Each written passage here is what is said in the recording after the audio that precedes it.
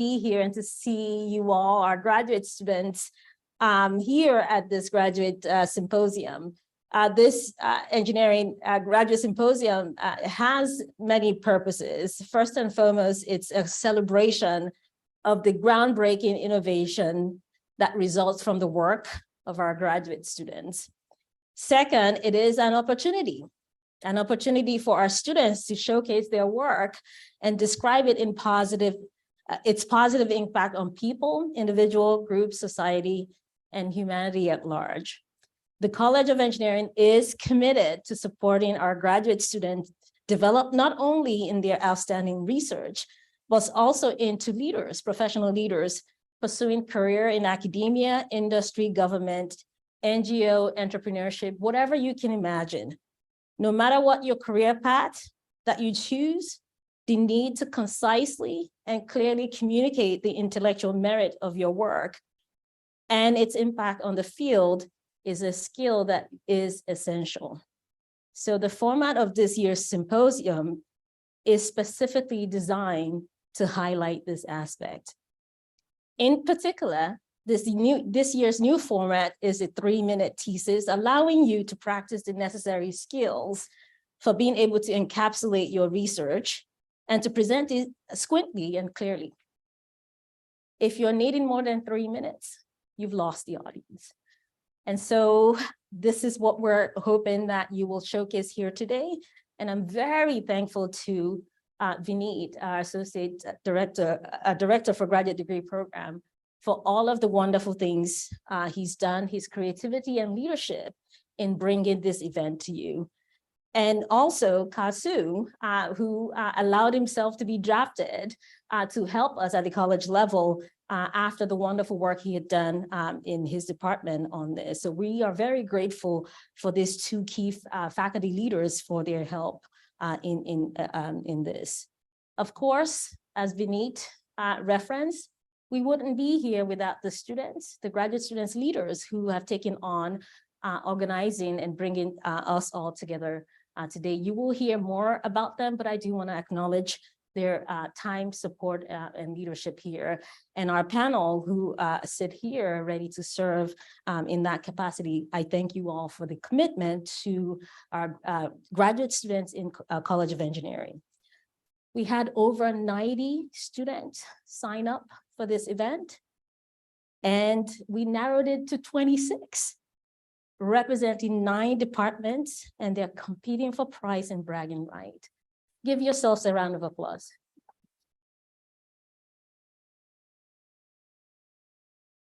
I have no doubt that you will do great. I know there's some nerves in the room, but just think, you beat many others to be in this position. You really, truly represent the best of Michigan engineering graduate students. So again, I am incredibly proud of you and the work that you have done to bring you here. At Michigan Engineering, we're committed to providing tools and opportunities that you need for your growth here so that you can transition into the real world as professionals. And so I'm grateful that you've taken this bold step to put yourself out and participate in this way. I look forward to you all growing and becoming the leaders and best that you will be. I love to see you shine. And now I will hand it over to Vineet to tell us what is in store. Thank you.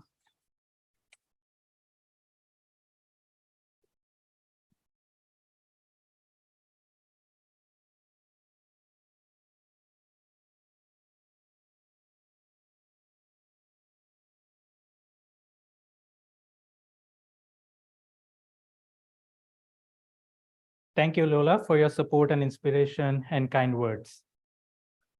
Moving on, I'd like to acknowledge that a program like the Engineering Graduate Symposium is not possible without the dedication and commitment of several individuals, students, staff, and faculty who have worked for the last several months planning and organizing this event.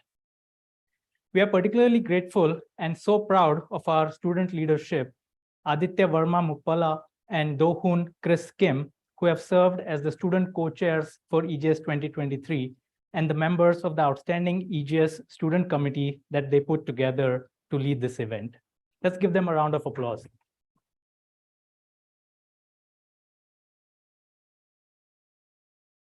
As Lola referenced, we are also very grateful to all our judges, not only in this final round, but also the 4 earlier preliminary rounds that yielded our finalists.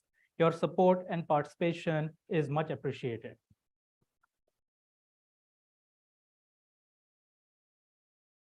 I also want to acknowledge the tireless effort and support provided by members of the Michigan engineering team, Purabi Devi, Jennifer Downey, and Carol Weisner, and others in the Office of the Associate Dean for Graduate and Professional Education, Rebecca Flintoff and Mary Sa in the Office of Student Affairs, and Brandon Sandusky, Kirk Lawrence, and Chloe Hill, and others from our Nexus technical support team.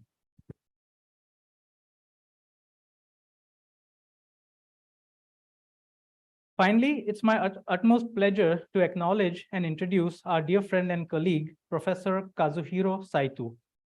Professor Saito, or Kazu as he is fondly called, is a professor of mechanical engineering and also serves as the associate chair for graduate education in that department. His research is in the area of computational design synthesis, namely the development of algorithms and software tools that assist or sometimes eliminate human designers in the design of certain classes of products. Kazu pioneered the use of the 3MT or 3-minute thesis format for student research competitions in the college and has served as the program faculty lead in this engineering graduate symposium. So please join me in welcoming Professor Kazuhiro Saito.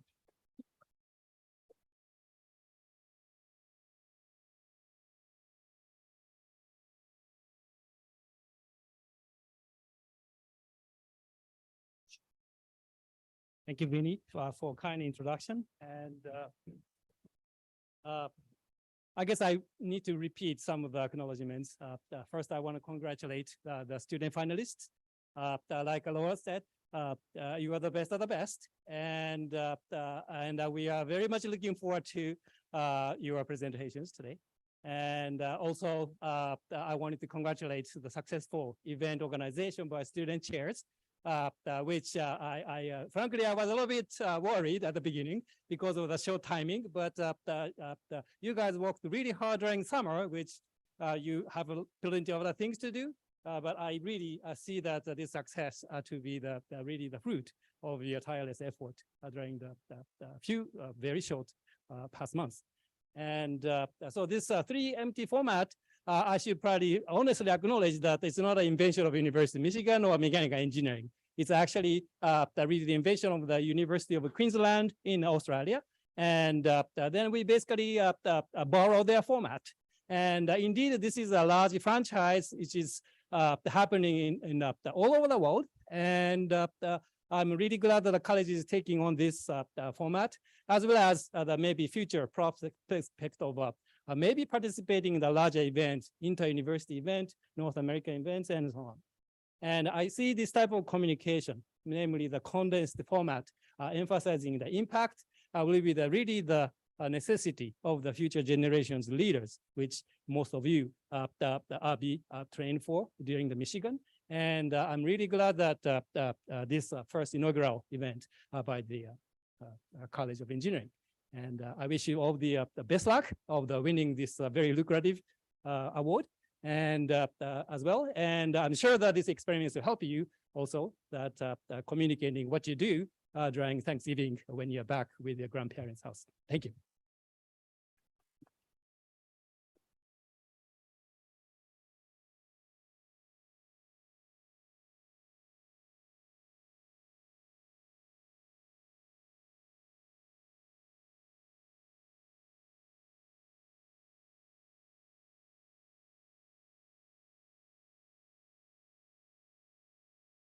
Hi, everyone. My name is Aditya Varma Mupala, and I have the pleasure of serving as one of the co-chairs for this year's EGS.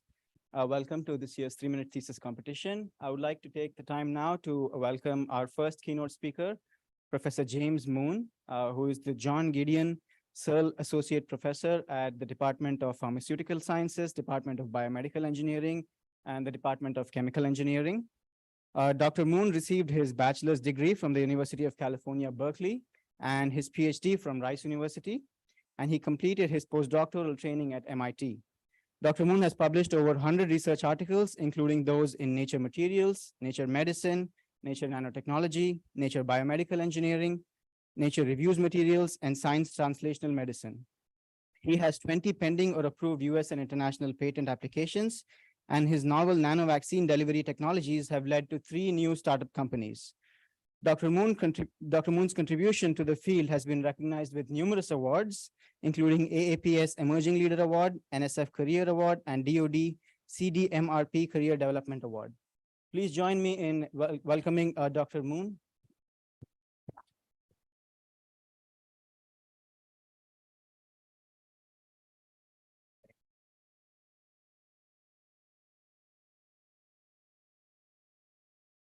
All right, thank you very much. It's a great pleasure to be here.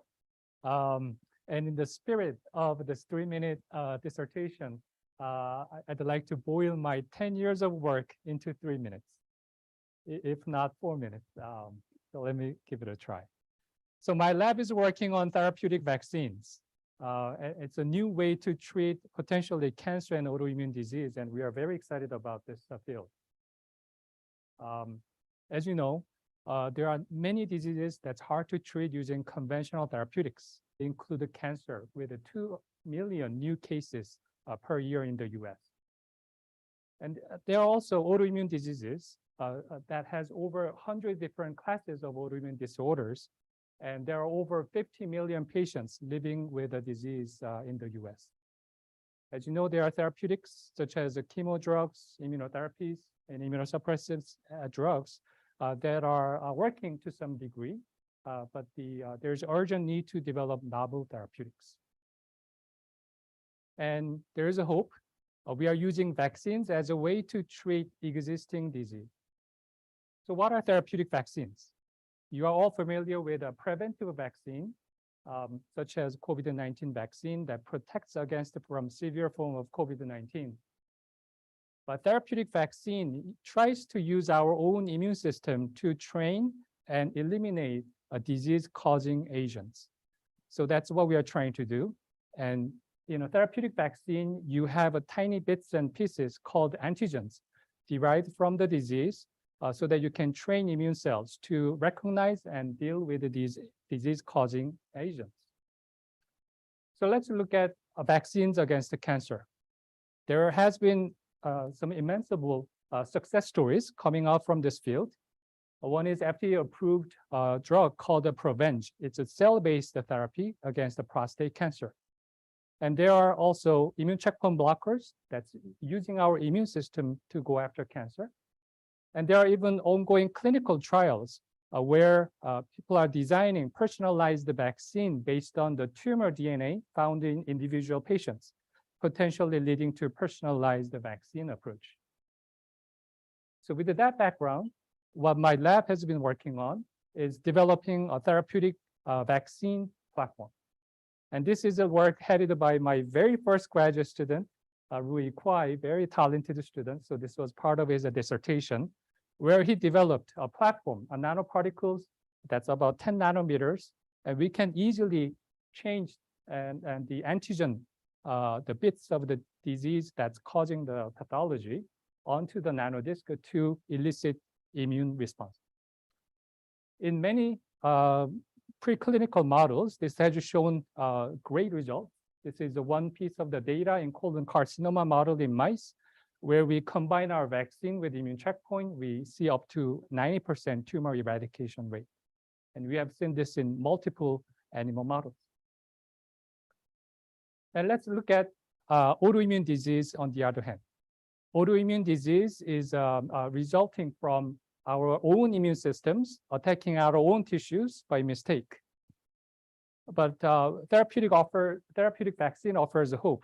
If you know how to re-educate immune systems so that our immune system remain tolerant to these pathogens, you can eliminate pathogen inflammation and result in resolution of autoimmune disease conditions. So this work was headed by another graduate student, Ali Hassani, where he re-engineered the same platform by just simply changing the peptide and lipid components. Now we can go after multiple autoimmune disease conditions.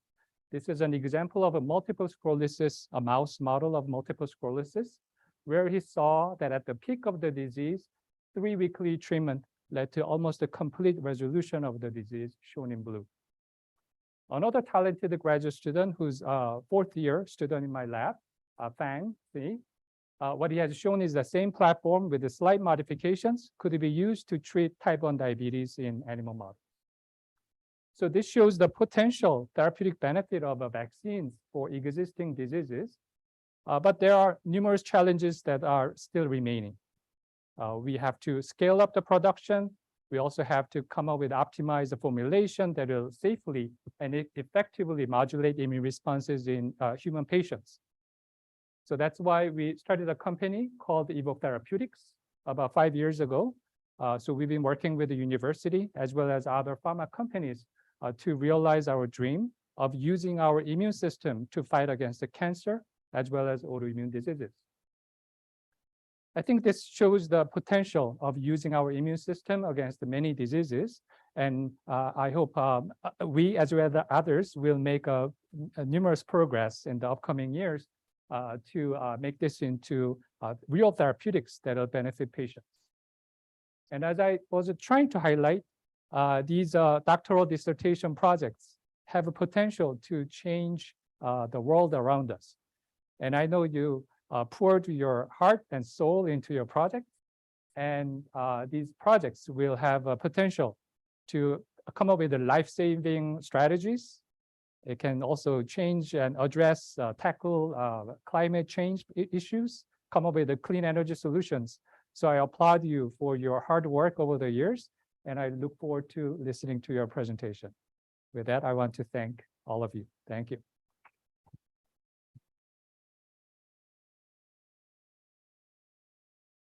Okay.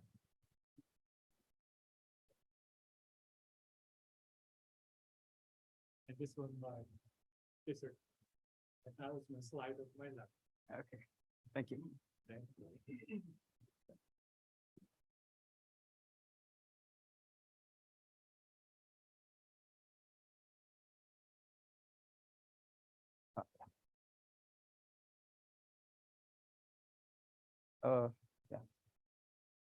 Okay, since we're running well ahead of schedule, I thought I'll take a few minutes to explain the rules once again and also go over some of the event logistics. So before we get started with the rules, if we can bring the judging evaluation forms and hand them to the judges. It's ready? Okay.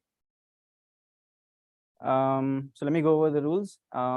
As you know, there's only one static slide allowed, no animations, no transitions, and no movement. No additional electronic media, so no music or sound or video files. No additional props, no costumes or instruments. And the presentations are limited to exactly 3 minutes. So on the timer there, you will see 3 minutes and 3 seconds. So we'll start the timer, and once the timer starts, you can get started. And of course, the presentations are supposed to be spoken words, no raps, no songs, although I love rap, probably not allowed. Presentations are to commence from the stage. So you would stand on the stage. We have about 6 or 7 green tapes on the stage. So try to stand inside the box that the tapes span. We would recommend you stand a little bit to the right side of the stage so that people can look at the presentations while you're presenting.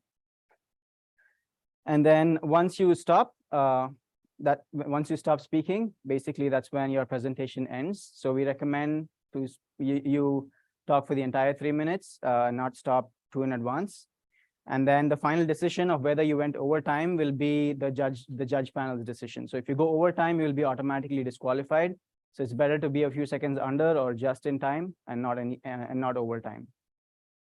For the People's Choice Award, we have some cards in the back. So hopefully the audience members and the organizing committee, you received the card so that you can place your score. So for the audience who have the cards for the People's Choice Award, for each presenter who comes up, you will give one score from 0 to 100, so a percentage score. So if you think it's an excellent, outstanding presentation, that would be 100. And then if you think it's really bad, which I don't think anyone would be really bad since you already made it through one round, you can give a score accordingly. So about some of the other logistics of how we'll call people on stage. So The first two presenters, who are Anna and Ananyo, you can come up in front right now, and you can take the two chairs that are on the side there. So the first presenter would take the first chair, and then the second presenter would take the second chair. So can we have Anna and Ananyo up front, if you all are ready?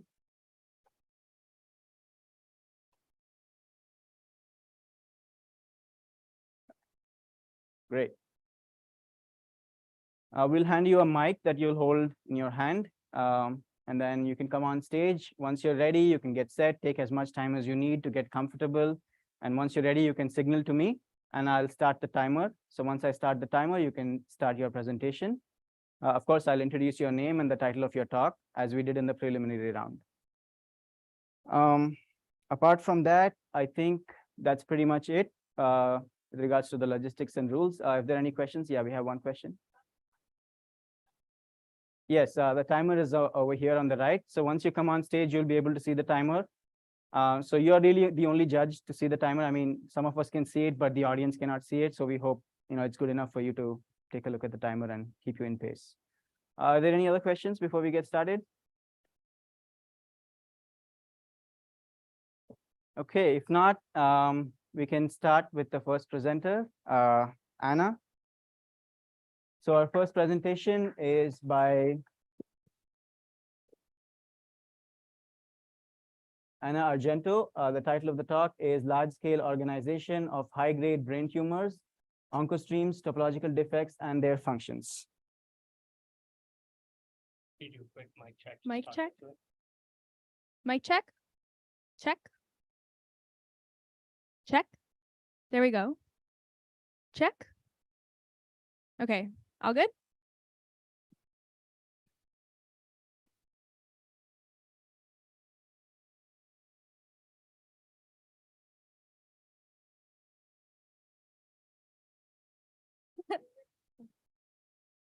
All right. Glioblastomas or gliomas are the deadliest brain cancer with over 10,000 deaths per year annually. Oh, yeah.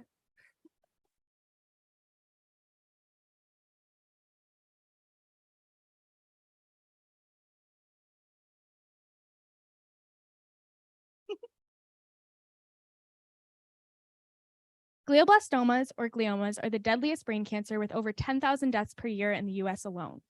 Current treatments aim to treat cells at the individual cell level, but fail to account for the high levels of complexity and heterogeneity within the tumor as a whole.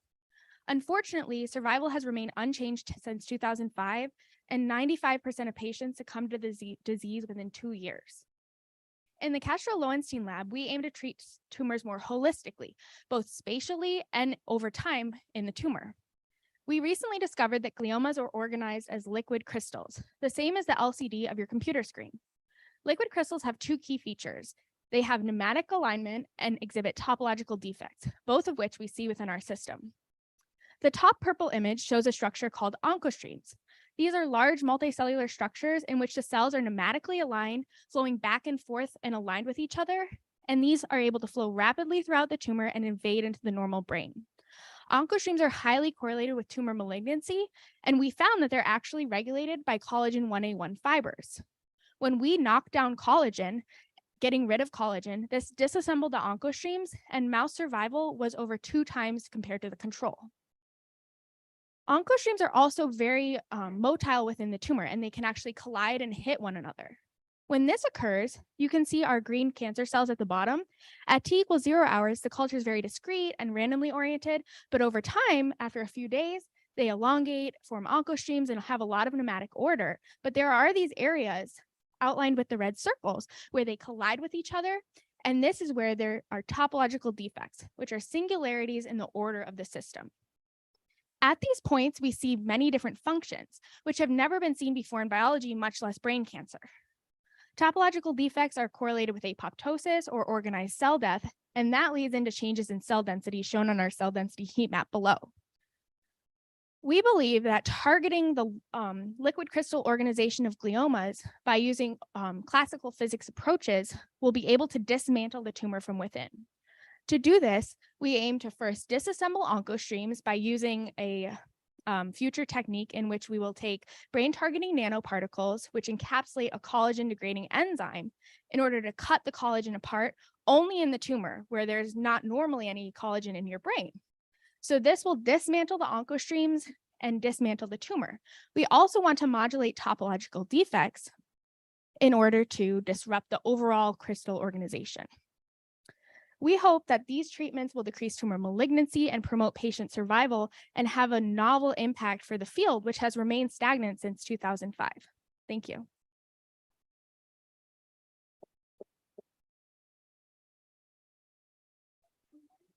So I'll ask two generic questions. Oh. So the first question is, how was your experience in preparing for the TMT competition? It was good. I think memorizing the slide is a little tricky because we're not obviously looking at it. So that was definitely a tricky aspect. What motivated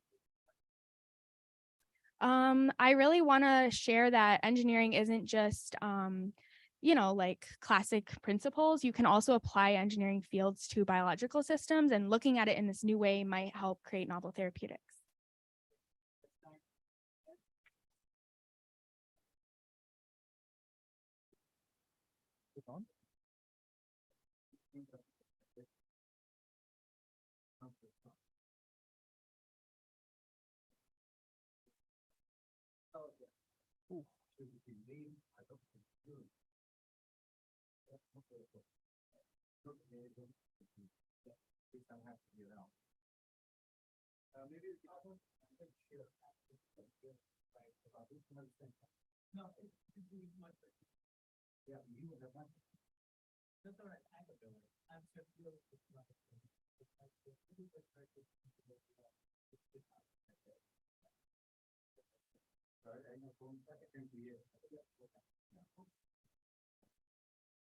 And if you want, I can present from here as well.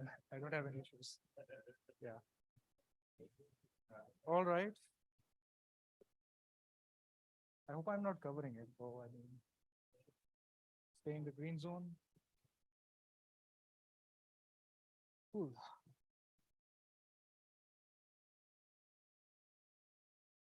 Okay, so something out of, is it working?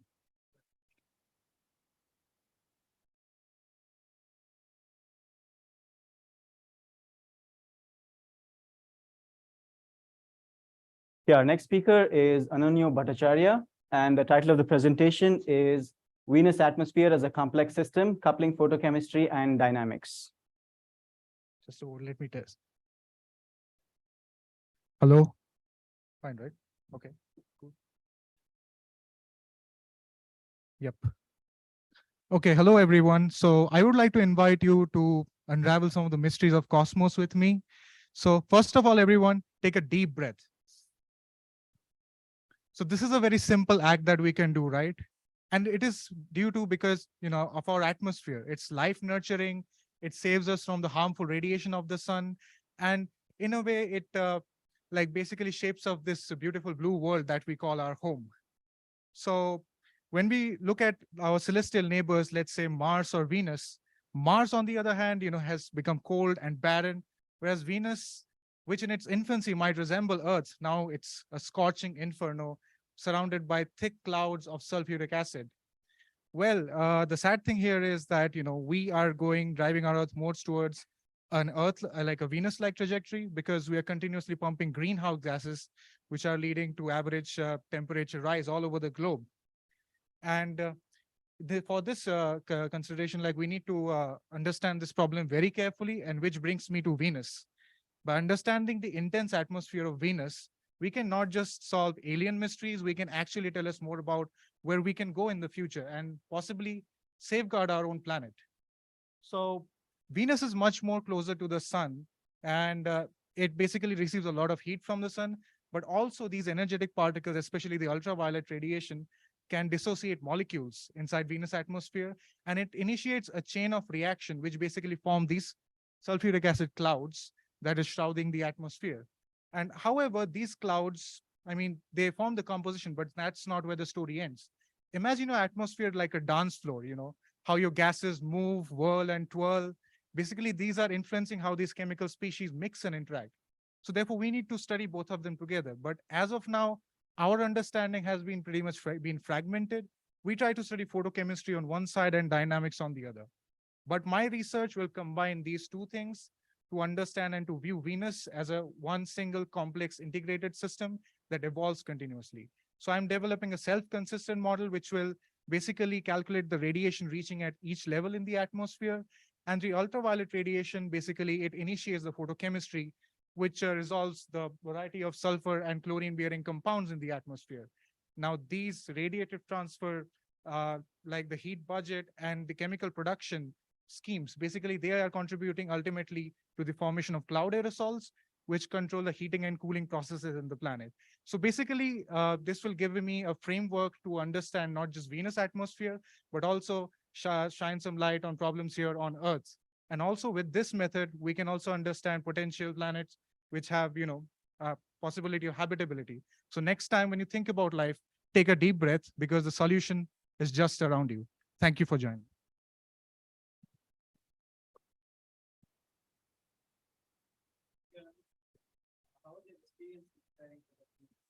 I mean, it was quite good. I mean, out of the world, as you can see clearly. Yeah, but I have been studying this problem for quite a long time. So I think it gave me the idea. Plus, like I've been talking to people in different areas. So, like I could connect it more with the problems that we face here on Earth.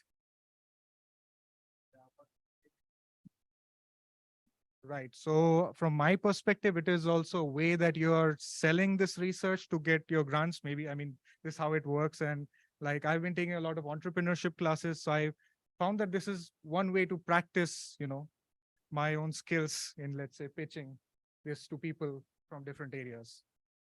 Yeah.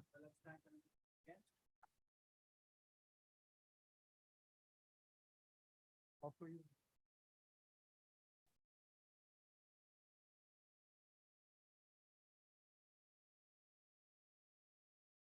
Okay, testing. Sounds good. So our next speaker is Joseph Breeden, and the title of the talk is How to Guide a Spacecraft Without a Map.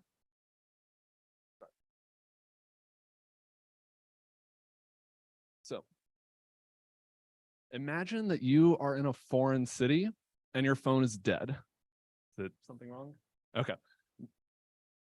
So let's say you're in Paris and you're trying to reach the Eiffel Tower. How would you get there? Even without a phone or a map, you being a clever human could probably still figure this out. Perhaps you observe that from most places in Paris, you can see the Eiffel Tower. You may not be able to plan a route to it because you don't have a map, but you can generally move in the direction of the tower. There are, of course, a lot of buildings in the way, so you do your best to keep getting closer while skimming along the edges of these buildings. Chances are, even with no map and no outside assistance, you still reach the Eiffel Tower. Maybe you end up not taking the most efficient route, but you still get there. And more importantly, the only information you needed was whether you were getting closer to or further from the tower, and where were the obstacles in your immediate surroundings.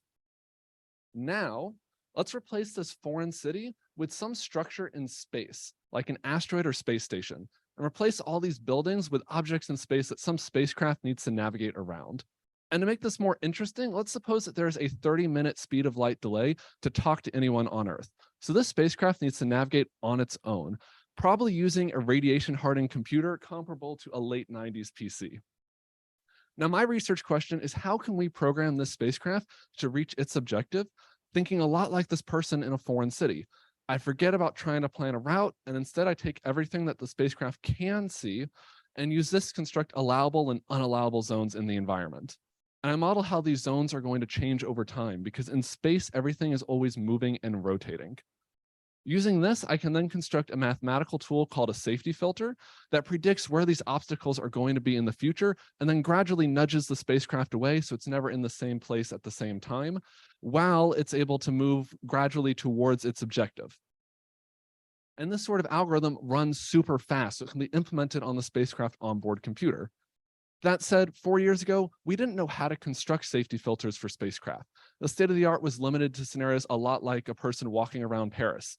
If this person started moving more quickly or rotating or visiting another planet, then all of our existing tools stopped working, and we had to use some really conservative approximations for these moving obstacles.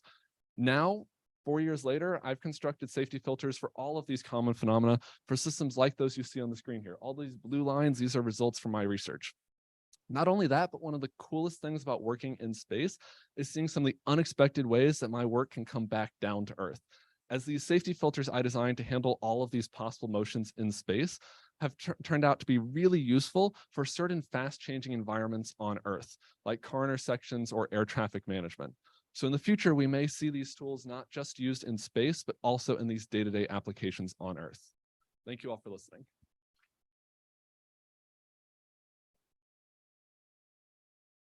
Thank you, Joseph. So the first question is, how was your experience in preparing for the 3MT? It's challenging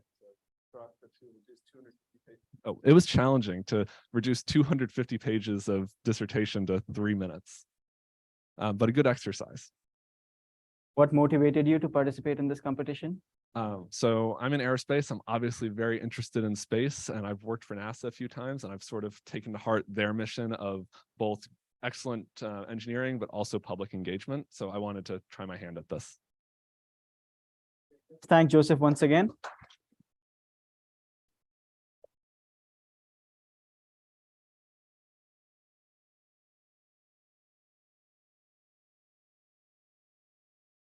Our next speaker is Yuru Chen, and the title of the talk is Tumor Cells in Blood Guide Personal Treatment Plan. Whenever you're ready. Hi, can you guys hear me? Oh, okay. Can you guys hear me?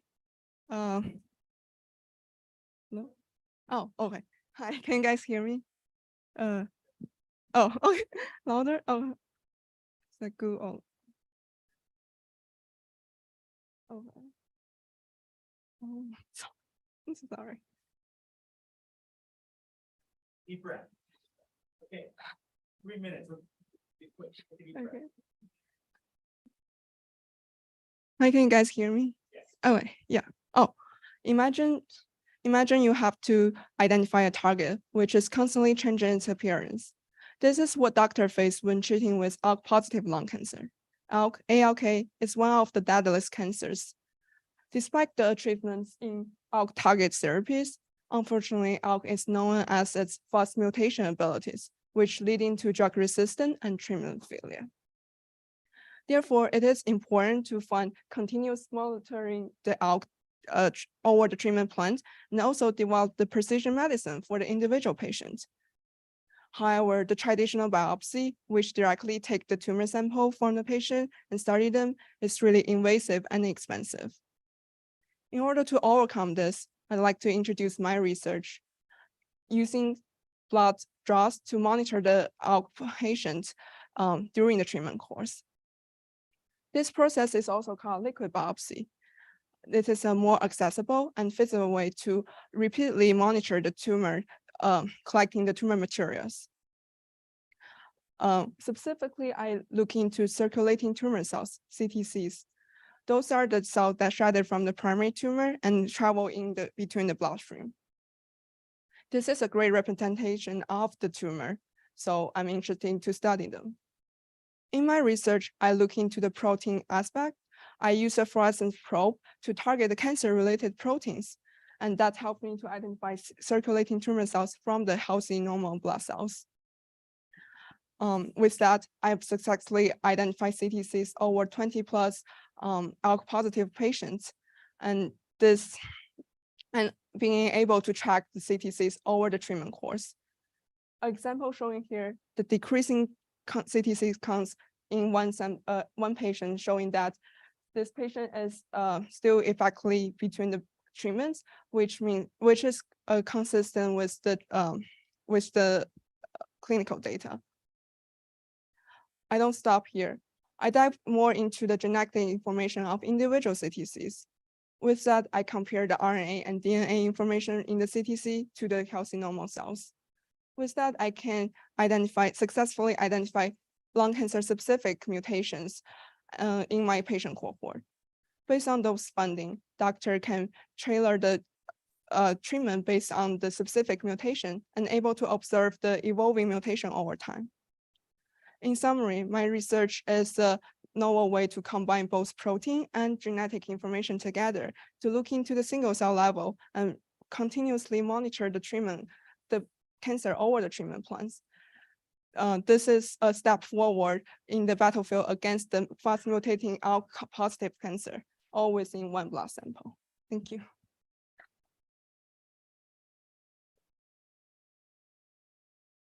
So how was your experience in preparing for the 3MT?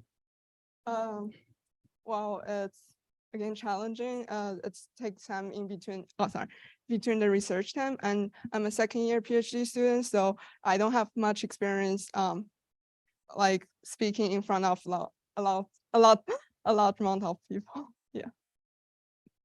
What motivated you to participate in this competition? There's two reasons. First, I can practice my own speaking skills, and also I want to promote people to this ALK positive lung cancer. This is really noticed, and there is way to monitor them and treatment and giving their precision treatment. So it's really important for the patient. Yeah. Thank you once again.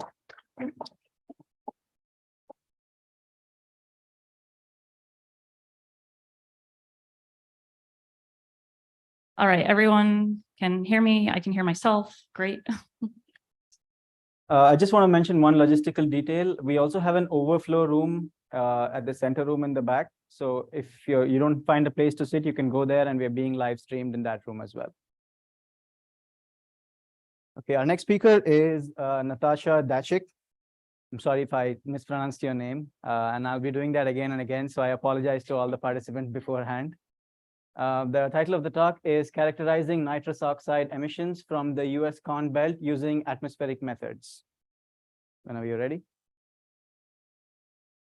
Ready? Is it getting hot around here, or is it just me? No, actually, the Earth's temperature is indeed getting hotter, and it's because of greenhouse gases, and it's becoming unsustainable for life on Earth. Greenhouse gases from human activity are causing the Earth's temperature to rise because these gases are trapping heat from the sun. One of these potent greenhouse gases is nitrous oxide, or referred to as N2O. N2O has 300 times more of a global warming impact than carbon dioxide, meaning it traps way more heat, making it an important gas to measure and mitigate. Its main source comes from agricultural soil, specifically when synthetic nitrogen fertilizer is applied. Now, the diagram on the left shows that when you apply nitrogen fertilizer to the soil, those nutrients get absorbed into the ground and taken up by soil microbes. These microbes then take those nutrients and essentially end up burping out N2O, which then escapes into the atmosphere. Now, agricultural activities have allowed the human population to rise exponentially. However, these activities have intensified all around the world, accounting for a total of 2/3 of anthropogenic N2O emissions globally. However, these emissions remain unquantified, and it's important to understand N2O in order to prevent further damage to the climate. So this brings me to, this uncertainty brings me to know that there have been a lot of measurements done at the small scale as well as in the lab, but measurements done in the regional and national scale of N2O emissions remain uncertain. And so my thesis aims to characterize N2O distributions of N2O across the farm to state scale. This brings me to the center of the slide. In spring and summer of 2021 and 2022, we flew a small aircraft with instrumentation to measure nitrous oxide and other greenhouse gases over Iowa and Nebraska, which are 2 states in the US Corn Belt. The figure in the middle shows the flight paths that we took, which cover a large area of this domain. And so we use this atmospheric observations in order to capture the variability of emissions from farms at the small farm scale. And we're also developing a new approach to statistically analyze these emissions across our domain to capture these hotspots of N2O. And so this brings me to the right side of the slide. We combine airborne observations with modeling output while using complicated math, probability statistics, to create emission maps in order to determine what percentage of emissions come from what percent of farms. This information will greatly benefit scientists and policymakers, as well as provide information for future farming management, monitoring needs, and climate action in order to help slow down climate change. Thank you.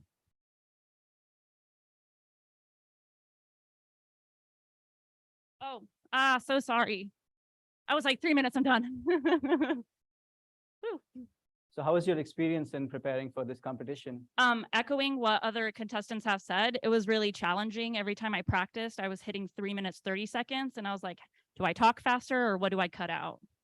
Yeah, definitely. What motivated you to participate in this competition? Hopefully this answer doesn't affect my scores, but definitely the money. And it's a great challenge for presenting information in such a short amount of time for a variety of audiences. So it was fun. Natasha, once again. Thank you.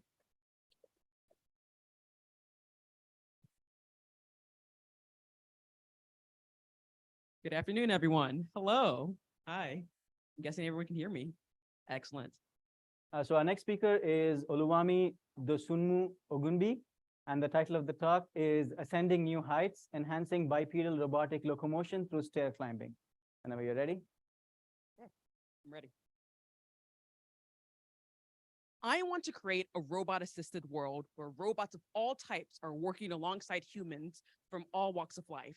Think robot butlers and robot firefighters, robots doing the boring and dangerous tasks while we humans get to do the fun and safe tasks. But for robots to be useful in our human-centric world, they need to be able to navigate through common human terrain, such as stairs. And yet, bipedal robots or two-legged robots struggle to walk upstairs.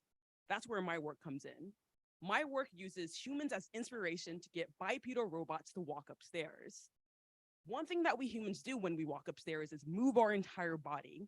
Imagine that I held your waist such that it is fixed at one height and I tell you to walk upstairs.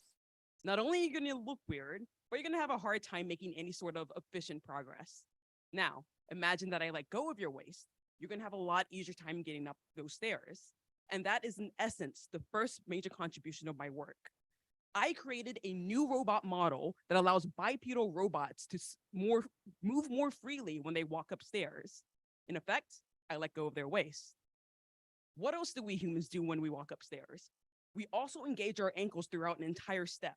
Yes, this tiny part of our body contributes significantly to our ability to smoothly walk upstairs. Imagine that I put both of your feet in cast. Sure, you could maybe eventually get up the stairs, but it'll be so much easier without those casts restricting your ankles. And that is the second contribution to my work. I remove the metaphorical casts off of bipedal robots such that they can more easily walk upstairs using their ankles. The way that I determine how to move the robot ankles is by using an intelligent algorithm also inspired by human behavior.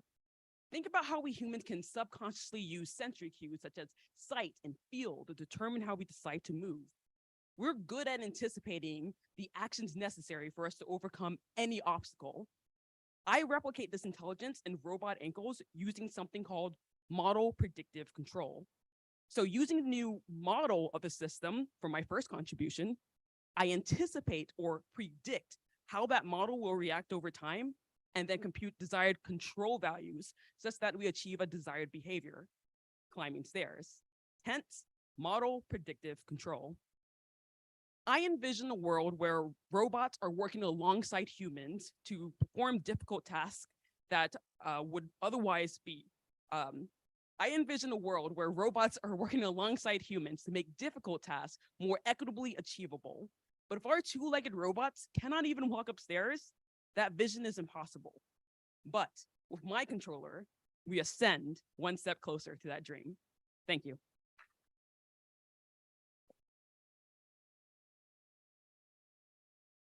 How was your experience in preparing for the competition? Honestly speaking, it was good. I think I was better on the Zoom. I am not much of a public speaker.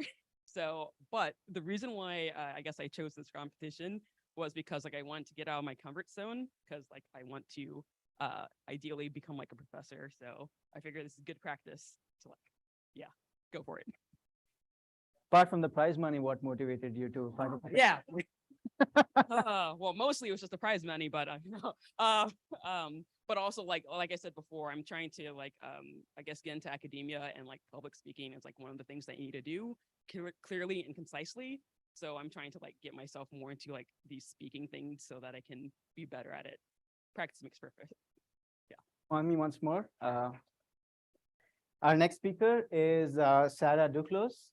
And the presentation title is Transcranial Histotripsy, Treatment for Brain Tumors.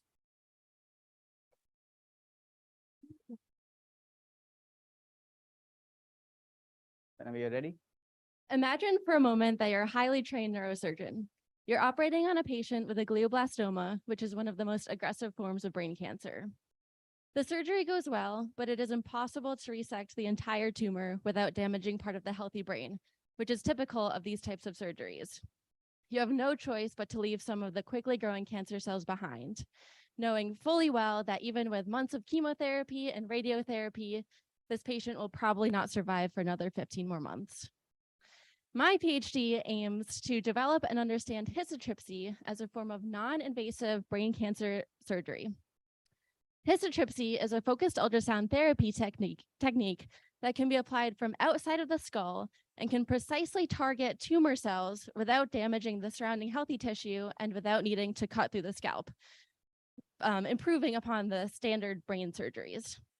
Now, the mechanism of histotripsy is called inertial cavitation, which you can understand by picturing a 1 millimeter tall cloud of tiny bubbles, which you can see in the center of the tumor here. And this bubble cloud expands and collapses in response to extremely high pressure sound waves. When the bubble cloud collapses, it induces stress upon the surrounding cells, killing them.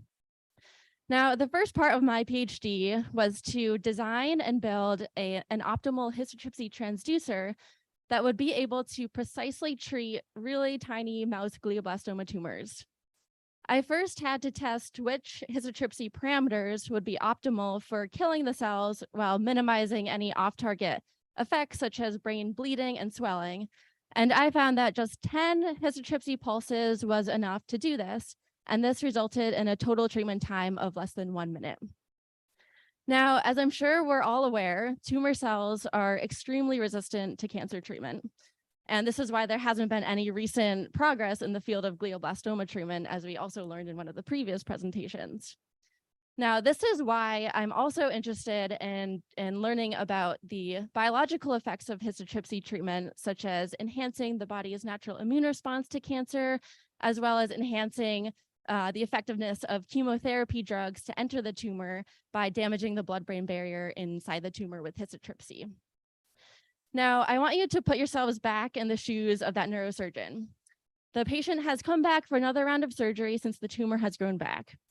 You could either pick up your scalpel and spend the next 8 hours or so cutting through the skull and trying to resect that entire tumor, or you could pick up your histotripsy transducer and spend the next 20 minutes non-invasively killing the tumor cells. Which one would you choose? Thank you.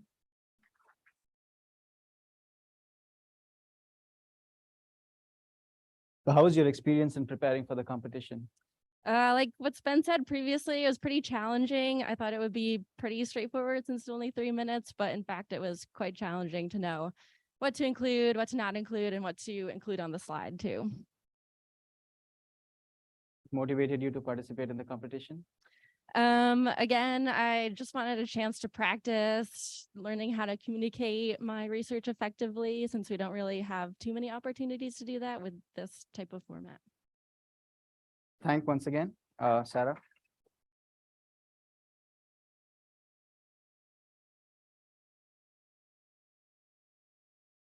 Our next speaker is Tobias Dwyer, and the title of the talk is Engineering Open Structures.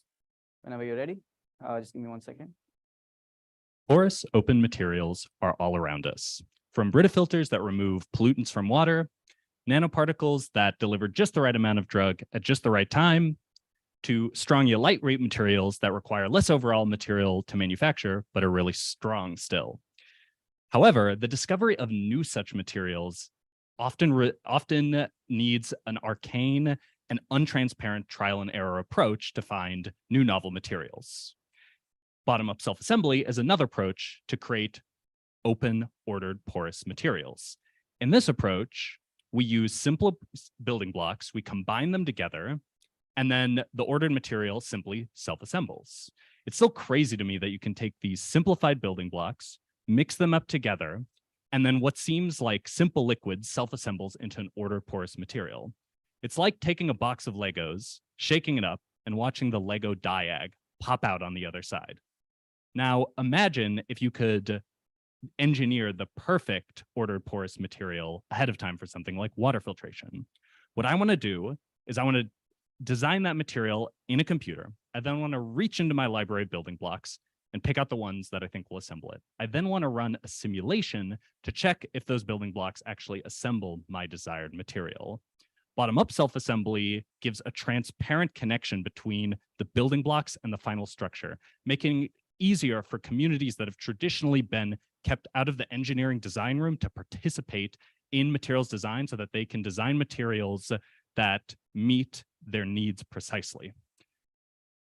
In my thesis, I have studied the physics of a variety of building blocks, and then I've used that understanding to create simple design rules that allow me to predict which building blocks will assemble which ordered porous structures. Behind me, you can see a beautiful blue star particle and gray rectangle. Together, these particles self-assemble into an exquisitely ordered porous material. This porous material could serve as the next generation of ordered porous 2D water filtration structures, where we precisely design the pore size and shape of the material to maximize efficiency in these systems. So, long story short, in my thesis, I've developed computational models, and I've designed building blocks that self-assemble into complex open structures. These structures will serve as the basis for new materials, including drug delivery materials, water filtration materials, and strong yet lightweight materials. Thank you so much.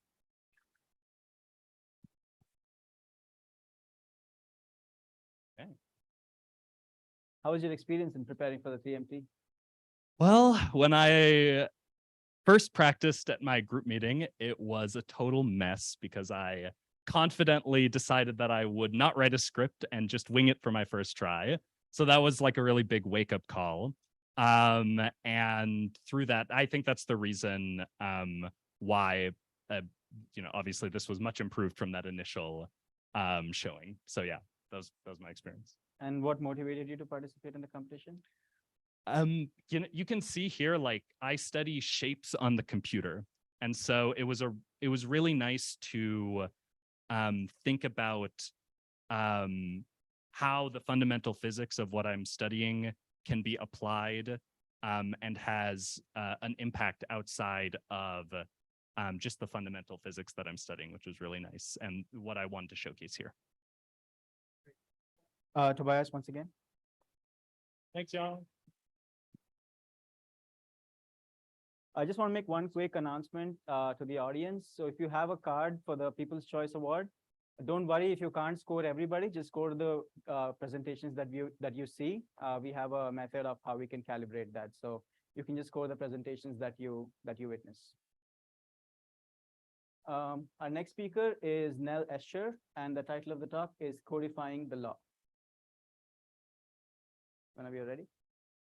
The wheels of justice turn slowly, so policymakers increasingly turn to software to administer the law efficiently. Perhaps you've used TurboTax, a tax preparation software, or consulted a system for another area of the law. Prenups and wills can be created using form builders, and applications for food assistance can be filed online and automatically evaluated. The widespread adoption of these models operates under this model on the left.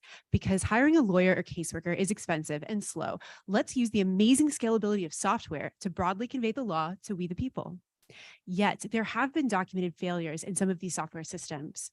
In Indiana, one incorrectly terminated healthcare coverage for thousands of residents, and some people died while waiting for their rightful benefits to be reinstated. Alas, policymakers dismiss these errors as aberrant and continue to fund and install these systems. My research focuses on how we can find and understand problems in legal software. And as I've done this work, I've come to realize this model on the left is deeply flawed. For starters, software bugs are far more pervasive than we've thought. I performed a novel algorithmic auditing method on a website in Pennsylvania that automatically applies the rules for administrative benefits like healthcare and food assistance, and I found major software errors. The tool told families, every family that applied, they are not eligible for subsidized childcare, though over 25% qualified. I found invented, wildly invasive rules. The tool asked women if they had undergone an operation to prevent pregnancy, but there was no corresponding legal rule to this question. It was completely invented by the tool creators. So I wanted to understand, why are programmers encoding such flaws into their systems? I had to look upstream at the software development model. In an experimental study, I analyzed over 100 hours of collaboration between computer scientists and lawyers who worked in 15 teams to complete bankruptcy software. And I found that deviation from the law is driven from both sides of the disciplinary divide. Computer scientists think it's not necessary to understand the law to build these systems. So they have oversimplified mental models of how the law works, and they encode them into their software. Lawyers, I observed, when they explain the law, they alter it. In bankruptcy, there's a lot of nuance. Judges weigh individual circumstances and have a chance to exercise mercy. But lawyers said, you won't be able to code all that. And instead, they compressed all this complexity into short checklists and rigid categories. These problems compound vulnerabilities, disability, poverty, minoritization. Because if you can't afford to hire a lawyer, you're reliant on these shoddy software systems. As engineers, we're not just building things, we're building things that exist in the world. And our naive understandings of other disciplines threaten to overwrite our fundamental societal values of justice. It is only once we stop clinging to this model on the left that software is a neutral amplifier that we can come together and start to address these real problems I've identified on the right. Thank you.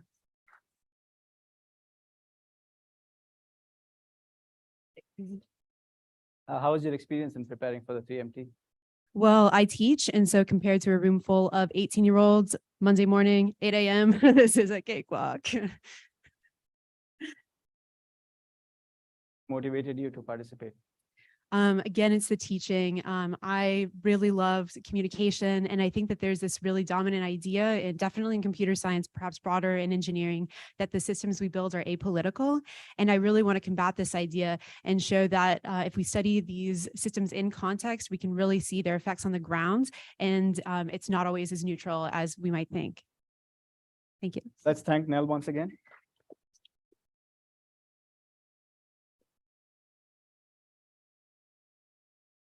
Our next speaker is Anand Grayeb, and the title of the talk is From Fold to Function, Origami-Inspired Microbots for Biological Applications. Whenever you're ready. Imagine for a moment that I were to hand each of you a piece of paper and ask you to fold something extraordinary. Perhaps you create an elegant origami crane, or a graceful swan, or even a delicate flower. But what if I told you with this very sheet of paper, not only can you create a beautiful paper sculpture, but also a microscopic robot that could fold and move to solve problems much larger than itself? My research does exactly this, where I develop origami-inspired micro-robots that can fold from 2D planar configurations into functional three-dimensional robots to address critical challenges such as the spread of cancer. You see, in order for scientists to develop therapeutics for cancer, they need to understand cancer cells and more broadly, the cancer microenvironment. It turns out that the forces generated by cancer cells actually says a lot about how cancer will spread throughout the body. And so the study of these forces is vital. For example, if you have cancer cells on a stiff material like bone, the cells will contract, and because of that contraction, send chemical signals to other cells, telling them to turn cancerous and to spread. Whereas if you have cancer cells on a softer material like tissue or muscle, the cells don't contract as much, and as a consequence, little to no chemical signal is sent. But how are these forces measured? Scientists have traditionally used two-dimensional sensors to see how much cells push and pull over time. But our cells aren't paper. They aren't two-dimensional. Rather, they exist in a three-dimensional reality, meaning this approach overlooks a critical third dimension of information, which is required to more accurately characterize the environment that these cells live in. A therapy based on a 2D model wouldn't necessarily work in a patient that's more complex than that. And so, through my research, we create microrobots that sense in multiple dimensions by enveloping the sample and extracting from it as much information as possible. The way I achieve this is by creating my own paper through a photolithography process, by carefully layering polymer and then gold, and then applying electricity to fold these robots and bring them to life. Because of our material selection, the gold heats up quicker than the polymer, which creates a crease in our paper. We can fold this crease multiple times and dynamically control it for precise motions. Now you see how we're not just measuring forces, but applying them as well and observing the response of the samples we test. And through careful design, we can create a variety of articulate motions, from pressing to trapping and of course, gripping. My origami microrobots seamlessly integrate the dexterity of a human hand with the scale of a grain of salt and can be used for micromanipulation, informing therapeutics, targeted medicine delivery, and so much more. More importantly, because our robots are microscopic, we can create thousands of them on a single wafer. This high throughput enables us to offer them at low cost, ensuring affordability and accessibility to underserved communities. Difficult and unsolved problems need novel and innovative solutions, like looking to an ancient Japanese art form for inspiration. So let me give you another piece of paper and ask, what will you create? Here.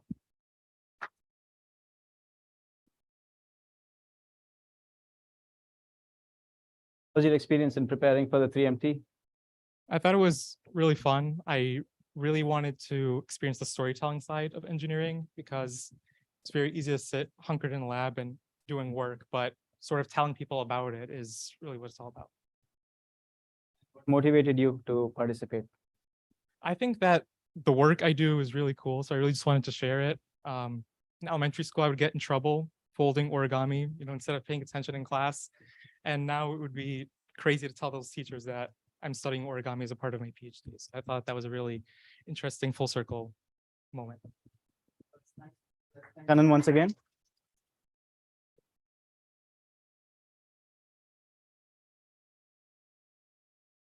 Our next speaker is Alex Paul Hoffman, and the title of the talk is Enabling Boomless Magnetometry in Space Physics. So whenever you're ready. Hi, everybody. So we use spacecraft magnetometers to measure magnetic fields in space. It's similar to a compass, but it gives you the strength as well as the direction.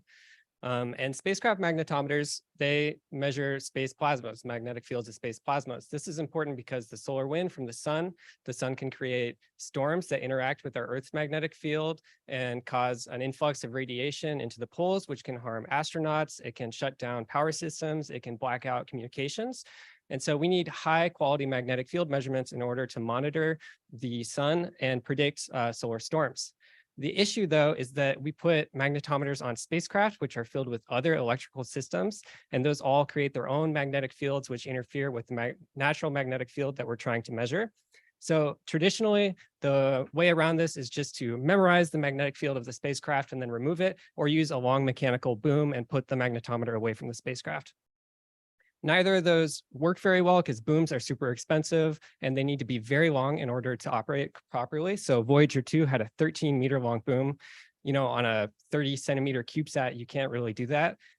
So if you use multiple magnetometers, you can apply noise removal algorithms. As a part of my dissertation research, I invented 2 machine learning algorithms that take distributed measurements from multiple magnetometers. So your solar panel magnetic field, your battery current or reaction wheel magnetic field will appear differently at each magnetometer, and you can use that information to identify and remove them. One algorithm, UBSS, employs cluster analysis to identify noise and then compressive sensing, the same algorithm that Netflix will use to decompress your video stream to separate out the signals.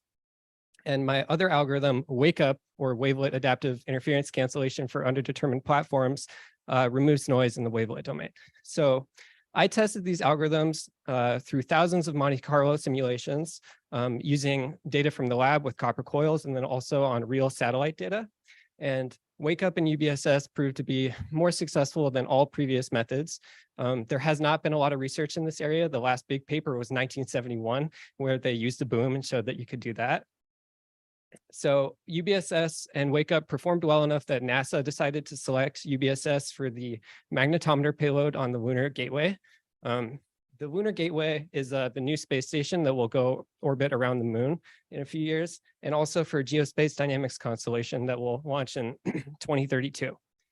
So with the application of UBSS, you don't need to use a long boom anymore. You can have boomless CubeSats, and you can take mini measurements from CubeSat platforms without a boom to improve the quality of magnetic field measurements so that we can monitor the sun and protect astronauts and protect our infrastructure. So thank you.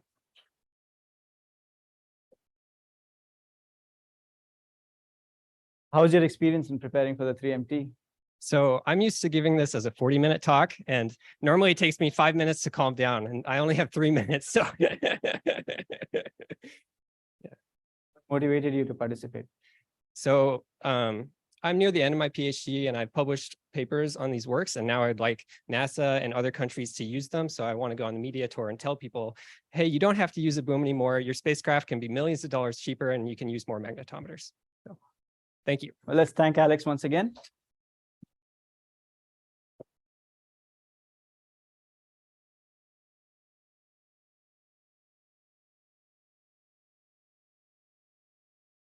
Our next speaker is Ms. Shah Hubbard, and the title of the talk is Anti-Biofilm Activity of Chiral Carbon Nanoparticles.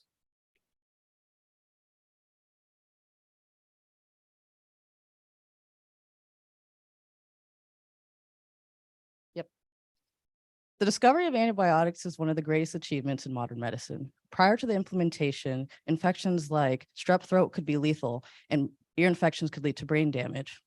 Now, the rapid discovery and implementation of antibiotics actually caused bacteria to develop resistant mechanisms. And while most people believe that bacteria exist as single cells, this is actually not the case. Most bacteria on Earth are encased in biofilms. So biofilms are surface-attached communities of microorganisms encased in a self-produced extracellular polymer substance, or EPS for short. And this EPS has an arrangement of biomolecules such as extracellular DNA, proteins, polysaccharides, and more. And this structure is designed to protect the inside cells from harsh environmental conditions and conventional small molecule antibiotics. Up to 80% of hospital-related infections, for example, this infection on the implant, are actually caused by biofilms. And it should be noted that biofilms actually can require up to 1,000 times higher dose of antibiotics compared to their single cells counterparts. So if we actually want to target the inside bacteria, we have to break down the biofilm. So currently there are no FDA-approved drugs on the market to actually break down the biofilm, but we believe that nanoparticles, specifically chiral nanoparticles, are a viable platform. So chirality is a geometric property of materials and molecules. And this means that a molecule and object has a mirror image of itself that cannot be superimposed. And the easiest example of this is your hands. They are the same size and shape, but if you stack them on top of each other, they cannot be superimposed. We actually experience homochirality, which means that all of our proteins are in the L or left-handed configuration, and all of our sugars are in the D or right-handed configuration. So we know that biomolecules in the EPS are chiral, and that chiral molecules prefer to interact with the specific handedness of other chiral materials.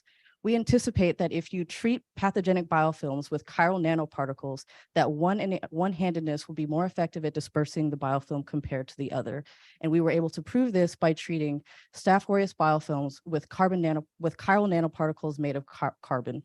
So here on the bottom, we have biofilms treated with chiral carbon nanoparticles. And on the left, we have untreated biofilm, where you see the biofilm stained in green and the cells inside stained blue. So you see high surface coverage and high cell density.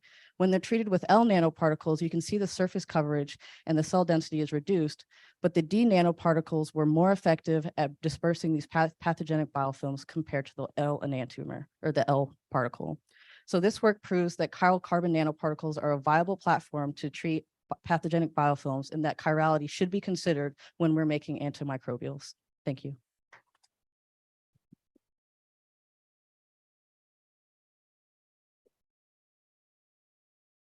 How was your experience in preparing? I'm still a little shocked, to be honest. It's really difficult to break down your 5 years of research into 3 minutes, but a really good exercise. Motivated you to participate in the competition? I wanted to be able to be a better communicator. I think that's something that a lot of PhD students don't really get the chance to do. So being able to convey my research effectively to a broader audience is something I wanted to be able to do. Misha, once again, for her talk.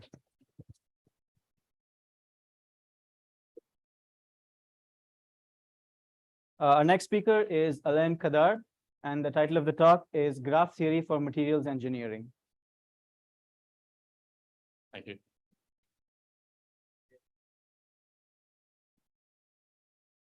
Let's start by imagining a vertical steel beam. You might use this to design a skyscraper. And if you wanted to know the force at each point in this beam, you'd have to use some of the calculus you learned in high school. And this is because calculus is a mathematical tool that can be used to analyze systems that change through space. However, if you imagine hundreds or even thousands of these beams connected together, Suddenly, the maths required to describe this system is less obvious. Systems like these are called complex systems because their behavior is largely dominated by the fact that they are a collection of many interacting parts.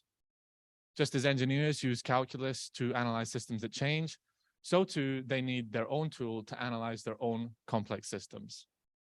In many fields, the most effective branch of maths for analyzing complex systems is graph theory. Graph theory can be used to analyze a social network, like the one I'm showing in red, internet networks, or even gene networks of complex organisms. However, despite the breadth of graph theory's current application, it's actually seen very little use in materials engineering. My goal is to be one of the first researchers to show what this exciting branch of maths can offer our research community by demonstrating how it sheds light on complex materials behavior. In addition, none of the techniques I'm going to talk about today required any expensive experiments or even supercomputing resources. This shows how graph theory will help democratize material design by opening it up to research communities who've previously been unable to work with some of the amazing materials many of us might have had the pleasure of investigating. To start, let's look at my graph theoretic predictions of what happens when you connect hundreds of the single beams like the one I spoke about at the start of this presentation. In both images at the top, white corresponds to areas of the structure that are under stress. By comparing them, you can see that graph theory can tell you exactly where in the structure stress will concentrate. By using this strategy, my work will have significant impact on our ability to rapidly design large-scale structures which are resilient to failure. As well as mechanical properties of beams, graph theory can even be used for electrical properties of conductive sheets. To do this, I gradually layer 2D networks in a model and calculate the effective resistance of this complex structure. By comparing actual and predicted results, you can see that graph theory can tell you just how many layers you require for a particular application. The most exciting outcome of this work is that it can both reduce waste material and make the final product more affordable. Now, whilst these have both been exciting personal projects, I really can't wait to see how they'll set the stage for the broadest possible research community to use graph theory to analyze their own complex material systems in the future. Thank you.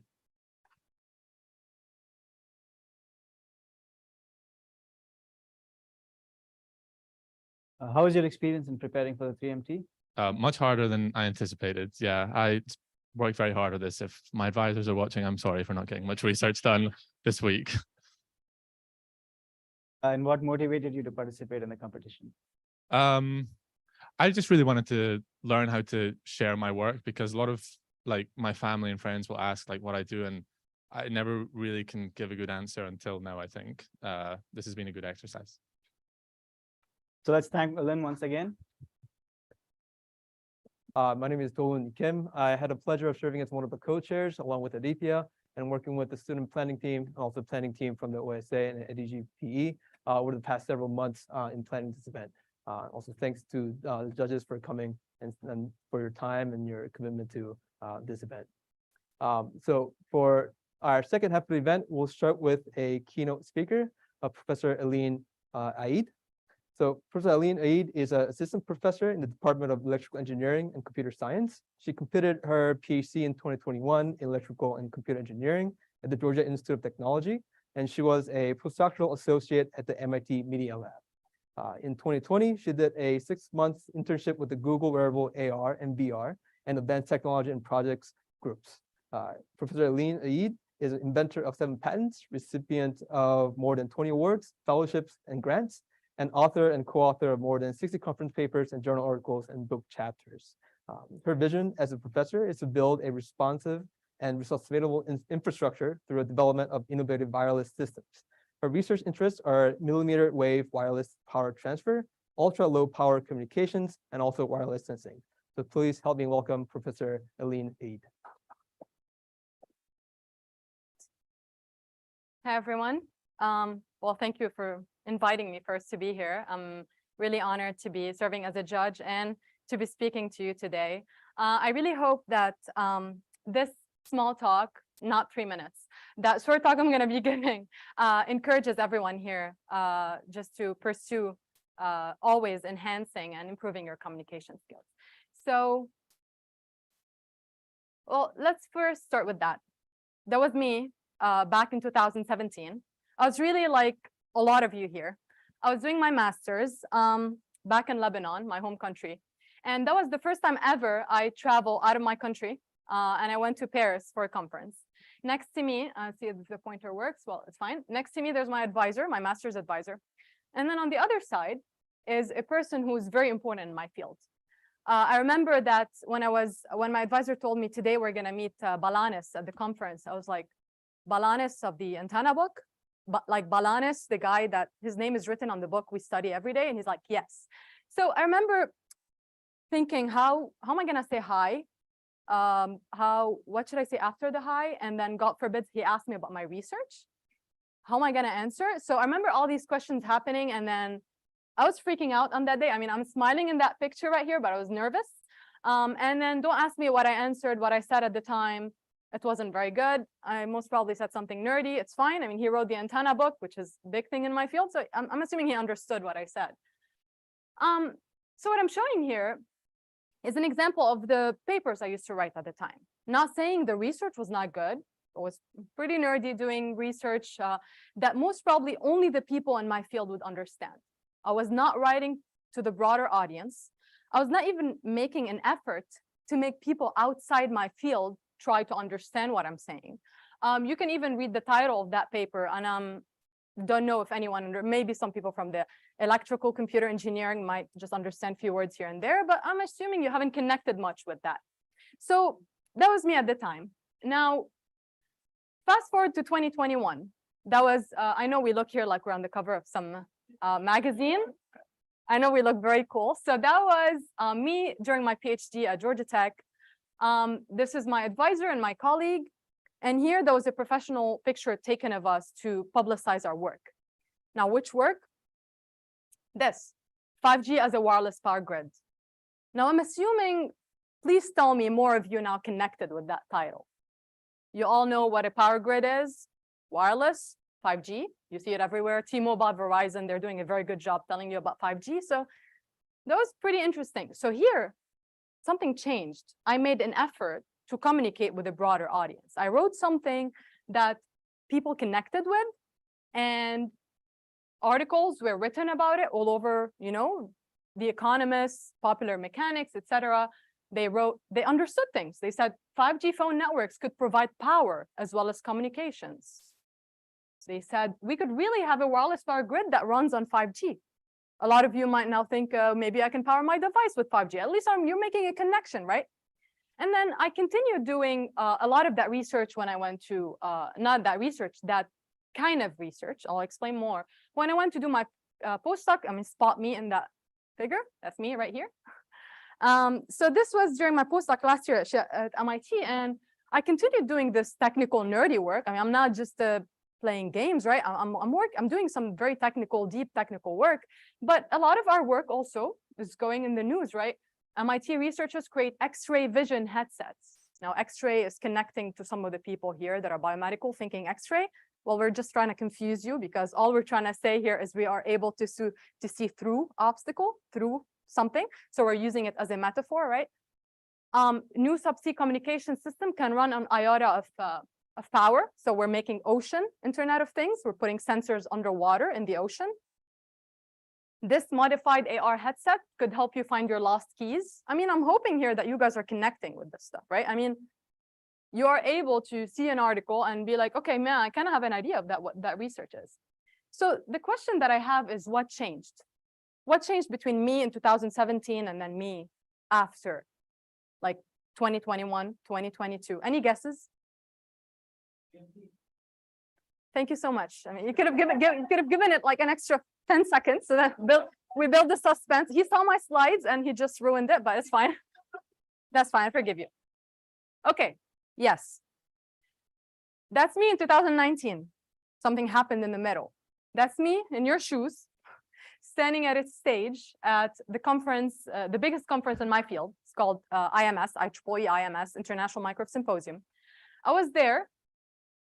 I stood at the stage and I said, I started, hi, my name is Aline, and I'm from the Georgia Institute of Technology. And this is Lucy, the tarantula from the Amazon rainforest. And then I went from there. I told them about my research. I said how my work is similar to a tarantula. It's very weird. You're seeing a circuit right here. I could tell you later how it's like a tarantula. You can watch the video if you want. It's a fun presentation. So that day was fun. That day was great. I won good awards. I won second place, audience choice, not as much money, sadly, way less. It was good. It was good though. It was good. But I won a lot more than that, a lot more. So first of all, I came years after to the conference and people would be like, you're the Lucy girl. I'm like, yeah, my name is Aline, but yes, but you're making the right connection. That's correct. So people are remembering you for that. Second thing is, the way I wrote that paper, 5G as a wireless power grid, it's because I was impacted a lot by my presentation, the 3MT, and I wrote it in a way that, okay, how can I reach a broader audience? And then not only that, when you write a paper, you attract people from the media, right? They come and talk to you, you have interview with them so that they write an article about your work. Well, how are you going to communicate your research to media people who are non-specialists unless you gain that skill? I mean, otherwise you're going to sit and your advisor will speak, and hopefully your advisor knows how to communicate well, right? And then hopefully they write a good article. Otherwise the article is going to be something maybe not describing well your research, or just, I don't know, it could happen. And then something that it helped me with is getting my postdoc position, because when I went to, a lot of you right here might be thinking, should I get a postdoc or not? That's another question. I can answer it later. But the question is, if you want to choose a postdoc team that does not work exactly on what you're doing right now, you want to change your research direction a tiny bit. So you go do an interview or you do a presentation in front of that team that does a bit different research. How are you going to explain your research to a group that does a different research? So for me, I was working on wireless power transfer, right? Which is using wireless signals to power devices. And I ended up doing a postdoc with a team that basically does augmented reality, does underwater communication, oceans. So basically you have to find that connection that you're learning right now. So why is the 3MT useful? I know you all have seen this definition, but I really need to highlight something here. So this is your opportunity to showcase years of complex research, right? That's what you're doing right now. But then the very important part, it should be accessible to non-specialists. So the typical way of Queensland University is that you have people in the audience that are the judges, so for example, that don't even have an engineering background. So basically they could be librarians, poets, authors, startup founders. They don't have to have an engineering background. And if you just throw on them all the jargon, they're not going to understand anything. They're not going to connect with you. So basically what you're doing now is you have these 3 minutes to present years of complex research. So how are you going to kindle excitement and curiosity in these non-specialists and make them want to hear more? Maybe talk to you at the end and be like, I'm very interested in what you talked about because I understood it. Well, if you say jargon all the time, nobody's going to understand. You also might lose some opportunities to collaborate with some people. So let's do a simple exercise. Before the 3MT, if you had asked me now what my research is, I'd be like, I devised a quasi-isotropic millimeter wave beamforming network front ends for WPT and 5G IoT zero power backscatter devices. So can you please raise your hand if you understood anything from what I said? Okay, I'm going to hire you. Great. We can talk later if you understood some of that. That's very good. Anyone else? Maybe Aditya. Okay, great. Yeah, I'm seeing only the people who work in the rad lab where I work right now. Okay, so now I say what I do is I make surfaces intelligent using ambient 5G signals. So I have more people understanding my work, connecting with it. Yeah, so this is something obviously that I gained by doing the 3MT. So why is the 3MT that useful? Well, the 3MT, first of all, I like this quote a lot by the President Wilson that says, if I'm to speak for 10 minutes, I need a week for preparation. If an hour, I'm ready now. And I really, like I heard some of you saying, that's the work I present in 40 minutes, and now I have to present in 3. It is extremely challenging. I know what you're feeling because I went through it. I train students right now, and it's very hard, and we know that. But that's an exercise that you're winning because you're doing it right now. Regardless of whether you win awards or not, you're winning. And it's really a difficult exercise because it forces you to think about everything. Like when you're maybe doing another presentation, you're hidden behind a podium, people don't see you, they see just your face, especially those big theater. You know, you don't have to worry too much about your body language, how you're moving around, how you're extending your hands. But when you're doing the 3MT, every word in your speech matters. And then you have your slides that, you know, usually has to be pretty simple, yet mysterious and has, you know, a lot of meaning in it and connects your speech. And then there's you. Right? You have to think about, because whether we like it or not, you stand on that stage and you leave an impression. Your first second leaves an impression. So how are you gonna, you know, build all that package? And all of this helps you so much for so much more to come, which I'm gonna talk right now about it. Now, a lot of you here are not interested in academia. I mean, this exercise is invaluable for professors, for someone going into academia. But a lot of you are like, I don't want to go into academia. I don't like academia anyways. Well, let me tell you that this is something that's going to help you for industry and it's going to help you for your startups. I mean, all of you know this guy. This guy is known to know how to present for his communication skills, basically. So I can assure you that this 3MT experience will have a long-lasting effect that you'll use everywhere. So for me, the way I used it is, I used it in my preliminary exam, whether you call it, depends on the school, at least at Georgia Tech, we call it proposal. You will use it for your proposal. For your defense, you will use it for poster presentations. Now, when I go and I present my poster, when the person approaches, I ask them first, what's your background? So that I know how to build a story, right? I also build a story beforehand so that, you know, I excite them before I show them the results. I actually used a lot of my 3MT language in my poster presentation and technical talks. People like that. For your job talk, I came here, I think Aditya can comment on that, you were in the audience, right? When I gave my job talk, I created a story at the beginning, like a vision, and my friends at MIT were like, are you sure you want to do that? I said, yes, I want to do that.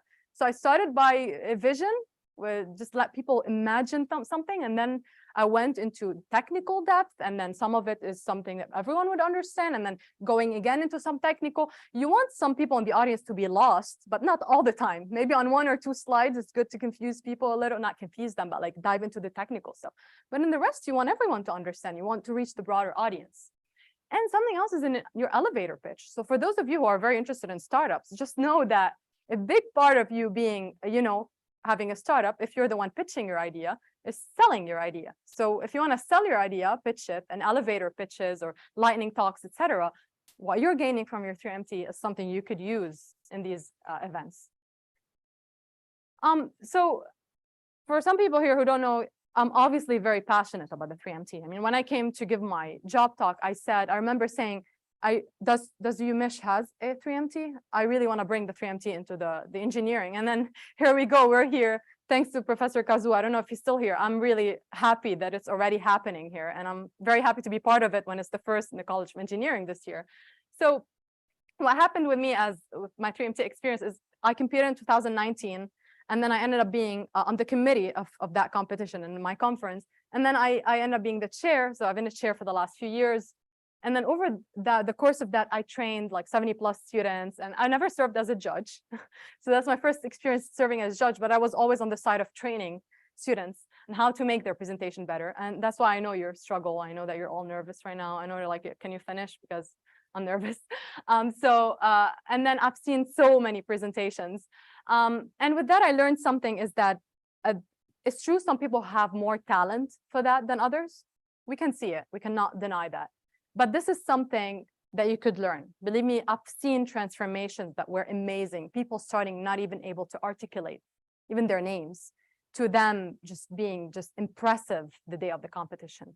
So it all really boils down to something I'm not gonna go through right now, but what we call success with 1 S. So it's 6 principles you put together to make a talk that can reach non-specialists or the broader audience. And really my hope, and by the way, these 6 principles for anyone interested, they're in that book called Made to Stick. This is a book that tells you about why some ideas survive and why others die, how to make your ideas stick. So with that, I really hope that I encouraged you here to know that whether you win or not, I know, again, interesting prizes, but whether you win or not, you're winning a skill for life. I'm telling you honestly how I wouldn't be that passionate about it, and I wouldn't be talking solely about 3MT today if it did not change the course of my career. Because of 3MT, I believe I got my postdoc. I believe I got this position here. And I believe I'm here talking to you about it. So take it seriously, enjoy it, and don't just stop here. Continue improving yourselves. There's so many opportunities for you to use that later in the future. Congratulations to the ones who finished, because really you've done a great job, and then good luck to the rest. Thank you. Next up, it's my honor to introduce our sponsor remarks, Karina Moore from Office of Culture, Community, and Equity. Good afternoon. Can you all hear me okay? Okay, great. It's such a pleasure to be here with you today. I apologize for being here on time. Sounds like you all are early, so that's great. My kids live or try to live by, if you're early, you're on time. If you're on time, you're late. If you're late, you're dead. But I guess some band teacher shared that with them many years ago. But anyway, it's a pleasure to be here with you all today, representing the Office of Culture, Community, and Equity. As you see, my name is Karina Moore, and I am the director of the K-20 programs out of OCCE. That means I oversee all of our student-facing programs from kinder to postdocs, and it is my pleasure to be partnering with the Engineering Symposium Graduate Symposium to sponsor an award, an inaugural award. But before while I'm here, I'd like to tell you a little bit about OCCE. How many of you had heard of OCCE before this event? Not very many of you, right? Thank you. Thank you for sharing that and for being honest. So our office is fairly new, at least the name of our office is fairly new. Prior to 2021, when we began the transition to become OCCE, we were CEDO, the Center for Engineering Diversity and Outreach. Before then, we were MIPO, the Multicultural Engineering Programs Office. Before that, we were the Minority Programs Office, Minority Engineering Programs Office. So our office has been around for over 40 years, but has gone through a lot of transformations.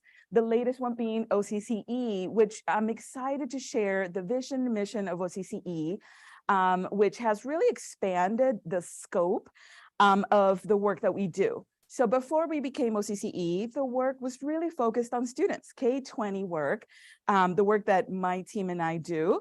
But a few years ago, the dean and the leadership in the college decided it was time for the college to have a DEI center. And so there began the process for our office to transform from an office that served students primarily to an office that served the entire college community, students, faculty, and staff in a variety of ways, right? Including education, research, and culture, as our name says.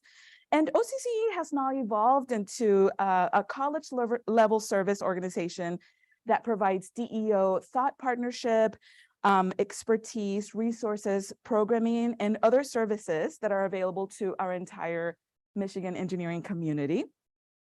And we aim to drive a culture of inclusion and equity to further equity-centered engineering, which is one of the awards that we are celebrating today. And we want to maximize impact and capacity building within and beyond Michigan engineering. And this includes supporting funding mechanisms for faculty success and research. So we have a grants department within our office, facilitating community building through engagement. So we are working on a portfolio of DEI education that will be available to everyone in the community and in the Michigan engineering community. So that will be launched soon. Keep your eye out for that. Fostering cultural competency through professional and personal development. This will be part of that education portfolio that I mentioned. Recognizing and elevating leaders in diversity, equity, and inclusion. That's partly why I'm here. And leading assessment and evaluation efforts within the college, right? That's so important in every one of your works. How are you assessing and evaluating your research? And how is your research impacting the work, right? That you're working within in the community. We also want to centralize efforts through leadership and strategic practices around DEI. And we want to leverage our subject matter expertise in diversity, equity, and inclusion implementation and strategy. So we were really excited when the team who organized this event reached out to us to say, hey, would you partner with us to figure out a framework, a rubric around this equity-centered engineering award. And we were thrilled to partner and be a sponsor of that award. And so we're excited to be here to sponsor this inaugural equity-centered engineering award. And most importantly, I want to congratulate all of you graduate students who submitted the competition, who entered the competition for this 3-minute thesis competition. And most importantly, the finalists who are here, the 20 finalists who are here today. And I just want to encourage you to continue to practice people-first engineering and live the values that the college encourages all of us to live of diversity, equity, and inclusion. Thanks again, and congratulations to all of you. Okay, we'll now begin with our second session of presentations. So up next, we have Junsu Kim who'll be presenting. We live in a high technology era, and yet there's this simple carbonate mineral that the origin is not understood. The mineral is called dolomite. Dolomite is a very common mineral on Earth, making up entire mountains, but most of them are ancient, being hundreds of millions of years old, whereas modern dolomite is rare. Most importantly, scientists have failed to grow dolomite in a laboratory for the past 200 years. Normally, crystals grow in a supersaturated solution, but most of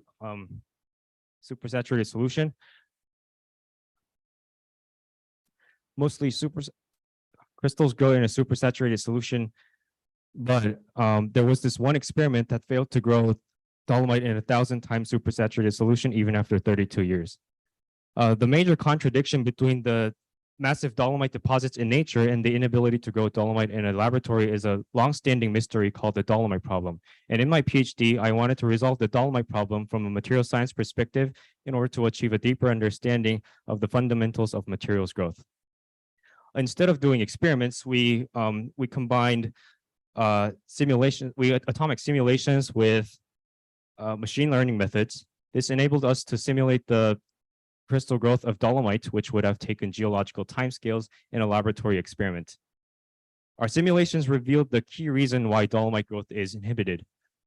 Dolomite is made out of two cations, calcium and magnesium, and these two cations need to be strictly ordered. However, for the surface of dolomite to grow, because of entropy, it ends up growing disordered, which inhibits the further growth of dolomite.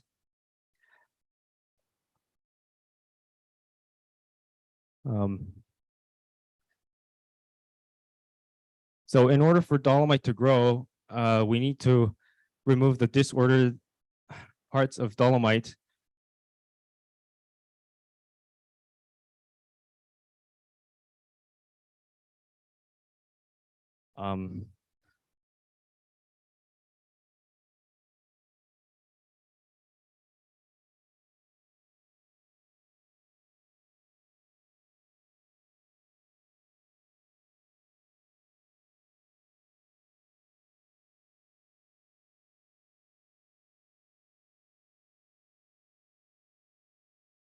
So normally we grow materials in a constant supersaturation, but in order for dolomite to grow, we need to remove the disordered regions and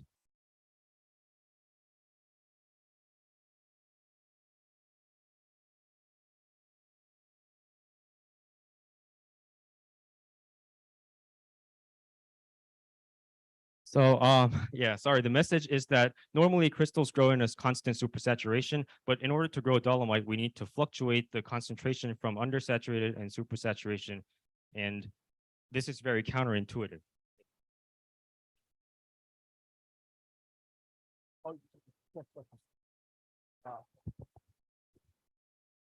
A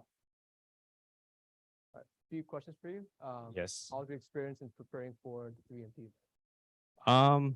I was pretty good at this last night, and I totally messed it up today.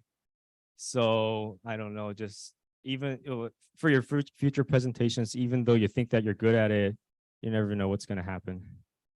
Thanks. I want to give it to the other person.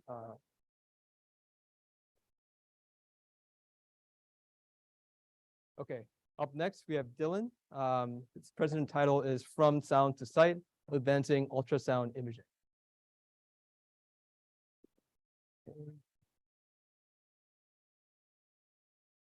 There we go. Sight is often considered our strongest sense. It provides us with a picture of our surroundings with unmatched detail. However, in some environments, just relying on our sight will leave us in the dark. In the ocean, light can be absorbed or scattered after only a few meters, leaving our eyes and cameras ineffective. Luckily, ultrasound provides an alternative. At frequencies higher than we can hear, ultrasound can penetrate hundreds of meters underwater.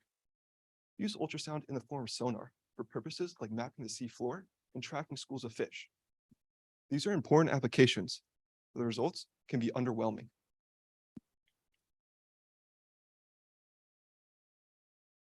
Closer. Testing. But the results can be underwhelming.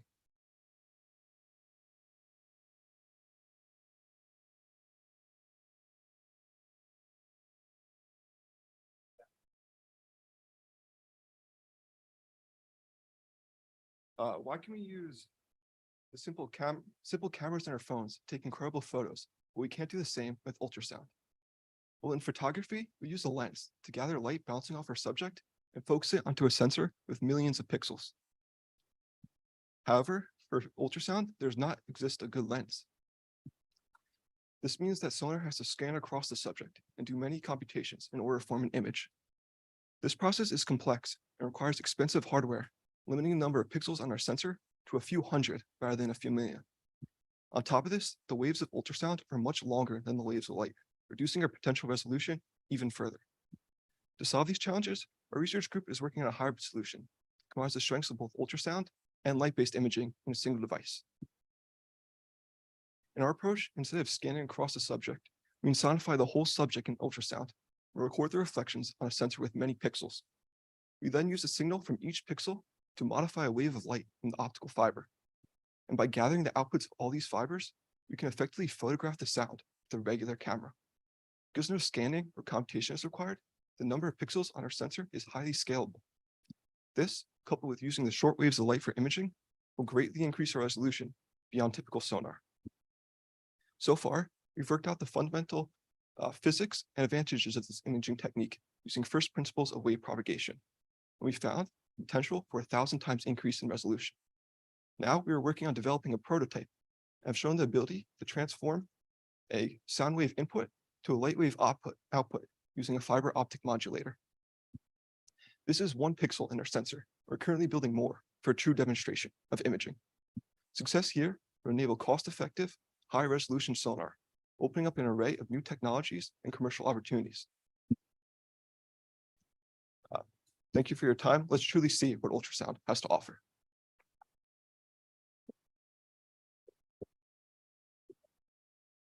Okay, question for you. How was your experience in preparing for the 3MT event? Yeah, I guess we've seen that the break can really freeze you up, so that's tough. I think at first it was easy to make a speech that sounded good, but then it was tough to provide the details that made it stay authentic to the actual research problem while still fitting in under 3 minutes. Another question, what motivated you to join this event? Now that I'm in my second half of my PhD, I'm looking for potential future jobs, faculty position, and I want to be able to communicate my work quickly to a broad audience. Thank you.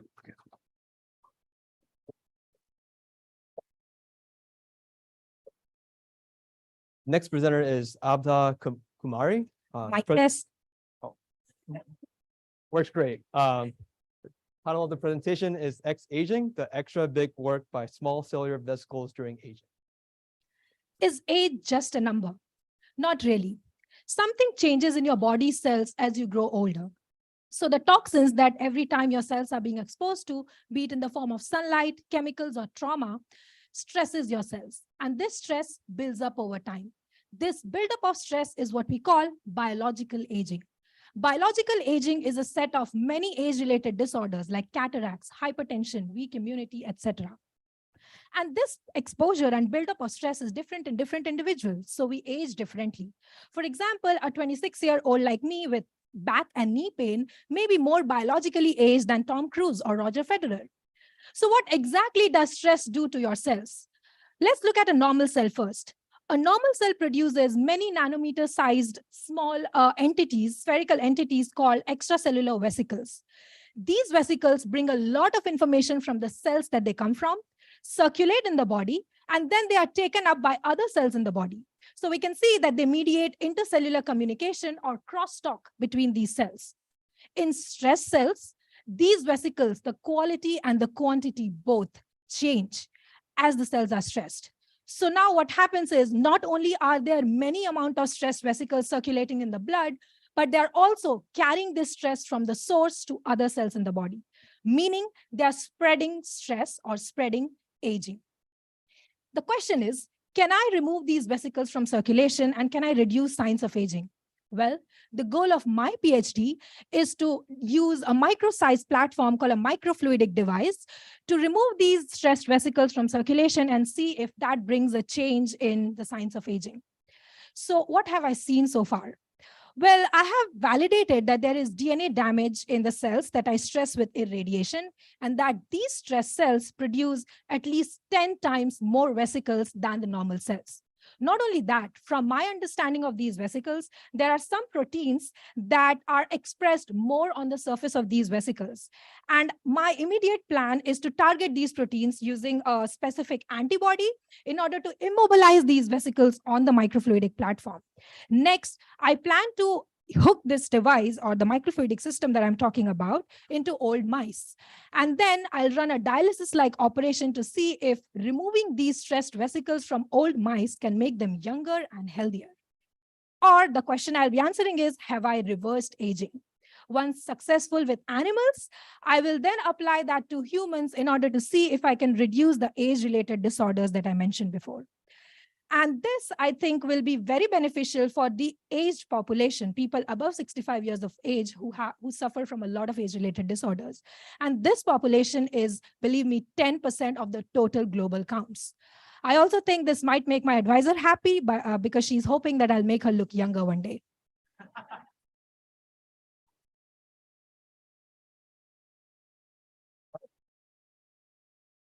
How was your experience in preparing for this 3MT event?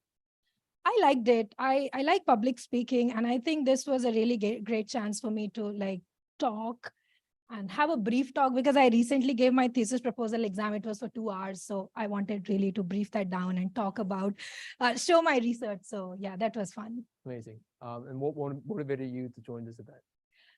Neha, she is in the committee, EGS committee, and she was like, yes, let's go. And I just signed up for this, but preparing for it was way more fun and motivating than the actual sign up. So thank you for organizing this. Thank you.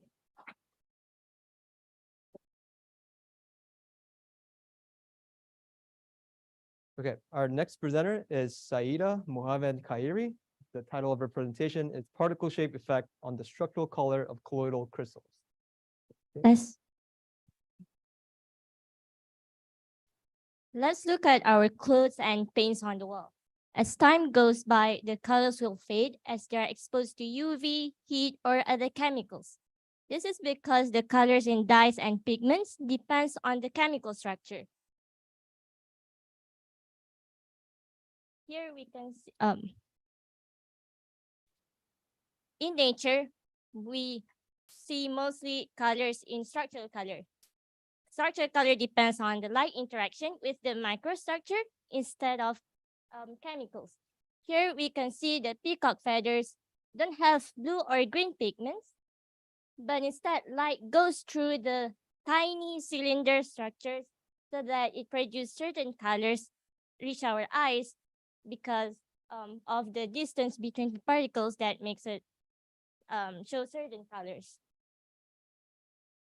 So structural color is advantageous because it remains as long as the structure remains, and it can be tuned by changing the microstructure.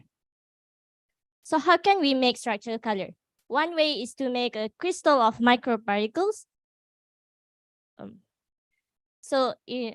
Light can go through the colloidal crystal in a certain way and produce the color that we want. But how can we arrange these particles? They're very tiny, so of course we can use our hands. But because they are micro-sized, they can self-assemble themselves into crystal structure based on thermodynamic forces when they are closely packed. So one way is to apply electric fields so that it can slowly pack together into crystal and produce the color that we want. So next, how can we tune the color? Previous studies mostly use spherical particles, so they change the size to increase the size to change from blue to red. But what if we can use the same particle size instead? So my research focused on using discoid or Smartish shaped particles to produce structural color with two advantages, shape and orientation. With spheres of the same size, we can compress them with different forces to make different shapes. So here we can see the color changes from blue to red as we compress them. Second, we can also change the particle orientation by designing the AC and DC electric fields so that the particles from laying flat to standing vertically and vice versa. So this can change the microstructure and change the structural color. So in summary, we show that we can tune colors on demand by just changing the particle orientation and the particle shape. So hopefully we can use this to replace pigments and benefit the color industry to be more sustainable. Thank you.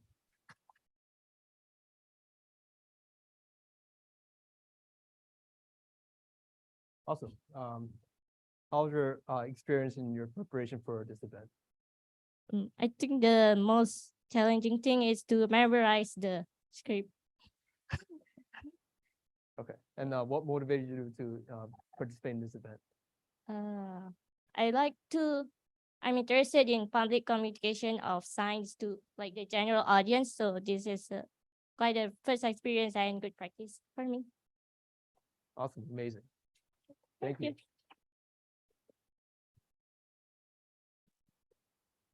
Okay, our next presenter is Denislav Nikolov. His presentation title is Characterizing Soft Material Behavior. Whenever you're ready. All right. So as engineers, we all ask the same fundamental question. How does everything around us work? Whether it's electrical or mechanical structures, I bet you can only name a handful of the billions of structures you've seen actually fail. And yet we all hope that we don't end in engineering failure. So with that, we have to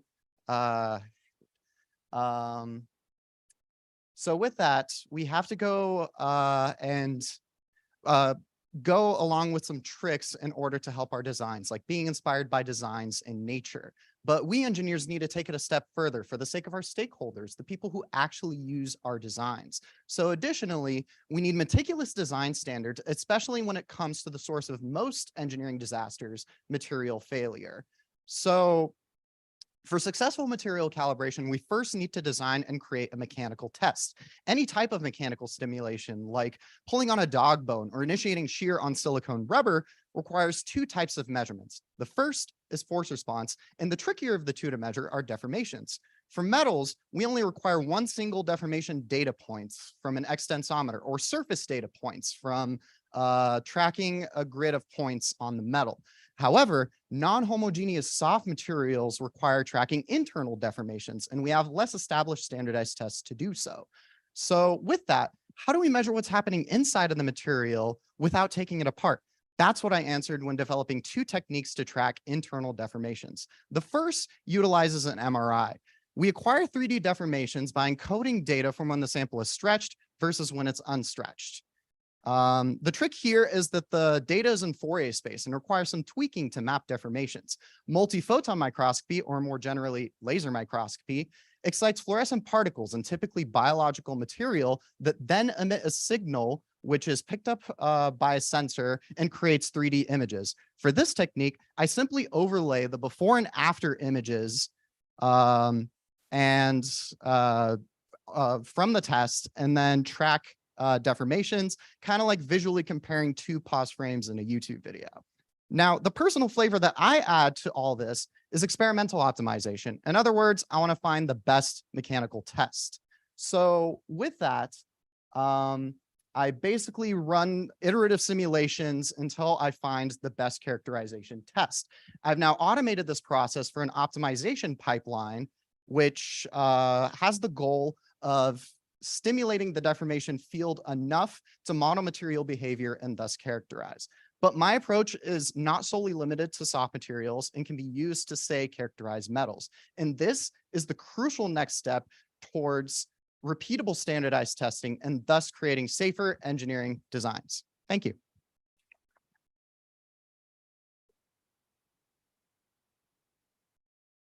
Okay. How was your experience in preparing for this event? It was actually pretty fun, regardless of having a little mind jumble with my script. But it gave me a chance to, get out of the lab and also practice some presentation skills and also skip out on lab meeting this week, as my advisor is in the crowd right now. And I would have never have thought that in a PhD, I get to combine both of my passions of research and acting, regardless bad acting, but yeah. Awesome. And what motivated you to join this event? Communicating my research and as well as just being in attendance of the state of the art. Like all of us are PhD students leading the research world, and seeing everyone's amazing research is what drives me to move on forward. Thank you. Awesome.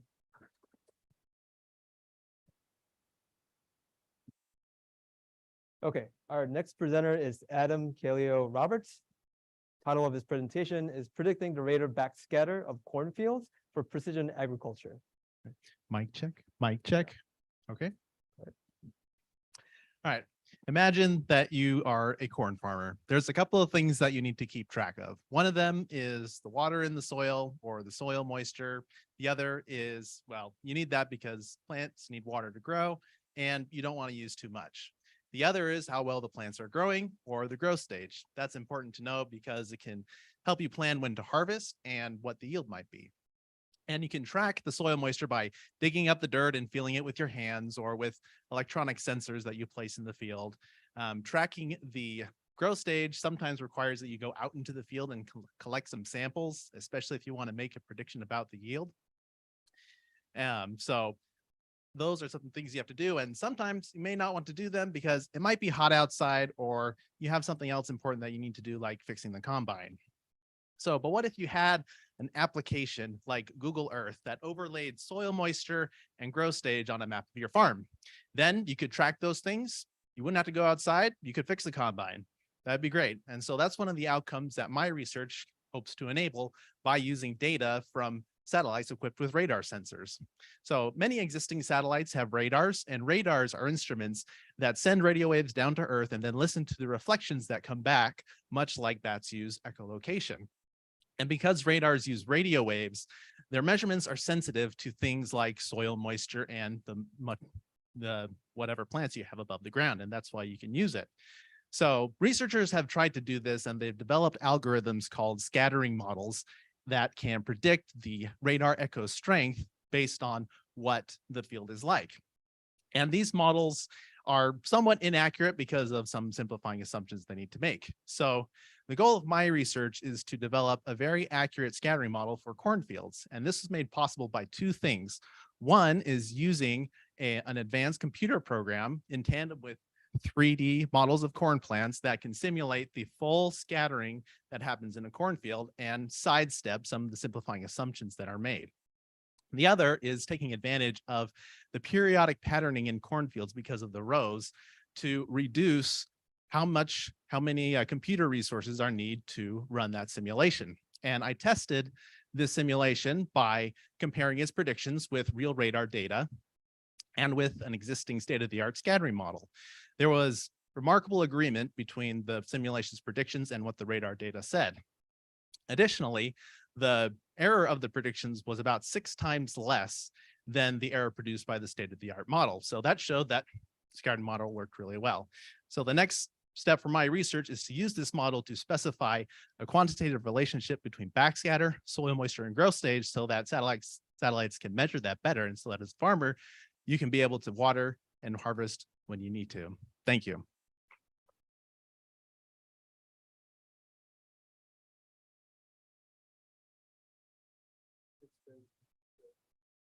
I thought it was a very instructional experience in kind of condensing down what you might need to talk about. And yes, getting things in 3 minutes, hitting the 3-minute mark was pretty tricky. I was motivated to join because I've seen people compete in 3MT before, and I had friends and family that encouraged me to do so. So that's why I came out. Awesome. Great job. Thank you. Okay. Our next presenter is Ingrid Roscoe. The title of her presentation is Bicuspid Aortic Valve Associated Aortic Aneurysm Disease Model. Sorry, passing the title, but hello. Okay. So my name is Ingrid Roscoe, and my thesis is titled Bicuspid Aortic Valve Associated Aortic Aneurysm Disease Model. Now that is an incredible mouthful. So I'll begin with the clinical problem that I'm trying to solve. So the heart is separated from the aorta by a tricuspid valve, and this keeps blood flowing in one direction from the heart to the rest of the body. The most common congenital heart defect is bicuspid aortic valve, or BAV, and this is when there are only 2 leaflets. It occurs in 1 in every 50 people.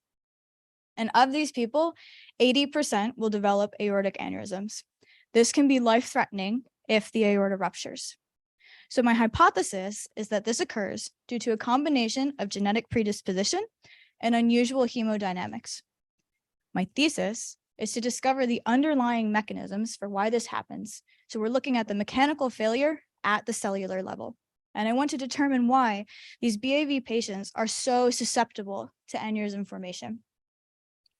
So my project is to create a tissue engineered disease model where I can look at why some, but not all BAV patients develop these aneurysms. And I can also evaluate why there are such disparities in the clinical outcomes between men and women. So I begin by collecting cells from real donors at the hospital and creating a bank where I can then reprogram these cells into vascular smooth muscle cells, which are the predominant cell type in the aorta. I then grow these on scaffolds and culture them in a dynamic environment that recreates native blood flow. To do this, I use custom automated bioreactors, and this also allows me to test drugs for individual patients. So once the vessels are ready, they undergo extensive mechanical testing, including tensile testing and burst pressure measurements before they're surgically implanted in rats. This allows me to observe aneurysm development in real time. So I'm comparing groups of controls and BAV patients with these aortic aneurysms to better understand the underlying mechanisms for why BAV patients are so heavily predisposed to aneurysm development. And it allows me to look at the individual mechanical and molecular differences between the groups. When I do this, the goal is to use engineering techniques to create an accurate disease model for bicuspid aortic valve associated aneurysm development and formation, with the goal of helping clinicians to customize and personalize treatment plans for future BAV patients. Thank you for your time.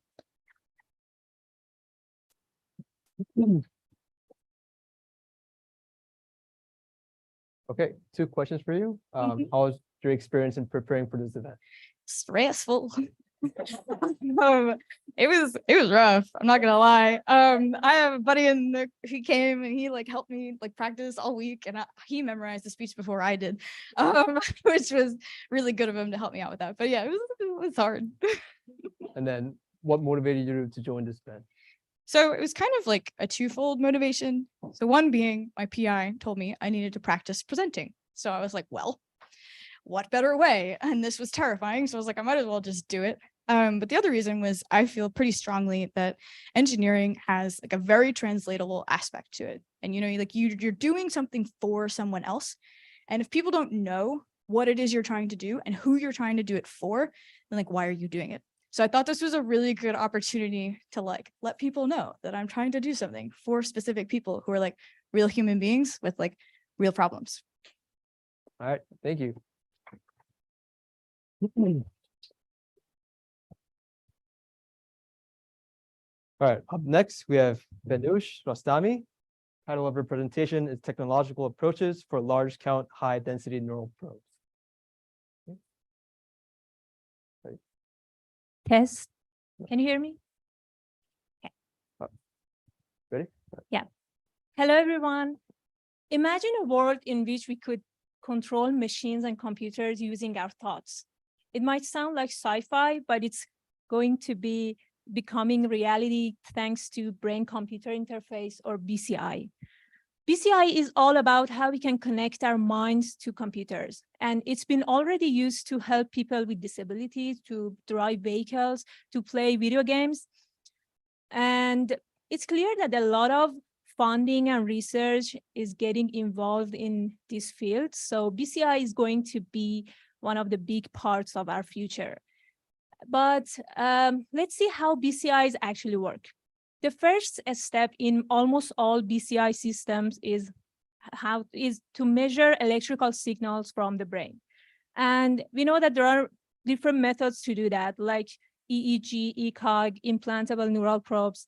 Today, I'm going to talk about implantable neural electrodes, which is related to my research.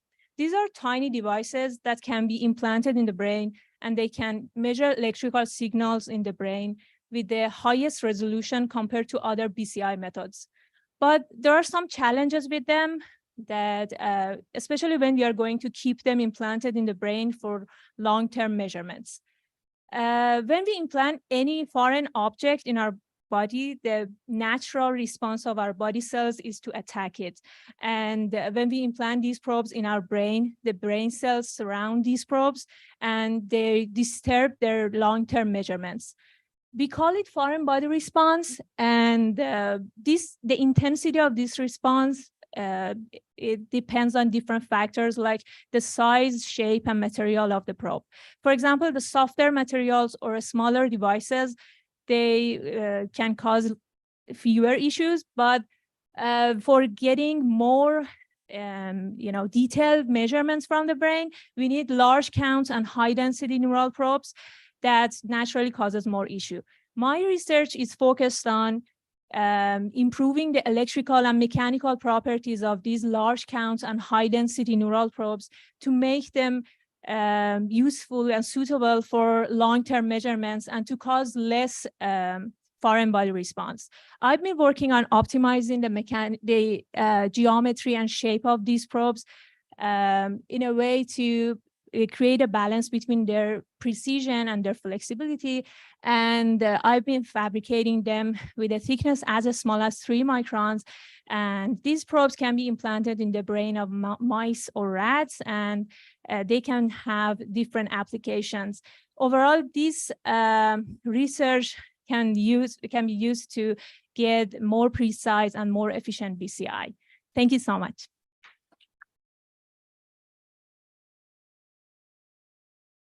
Okay, how was your experience in preparing for this event? It was challenging and also kind of exciting because I haven't done something like that before. So it was something new. I wanted to try that. Right. Yeah. And what motivated you to join this event? Yeah, I always like to talk about my research with other people and with different backgrounds. So this was a great opportunity to try to, practice that. Right. All right. Thank you. Thank you.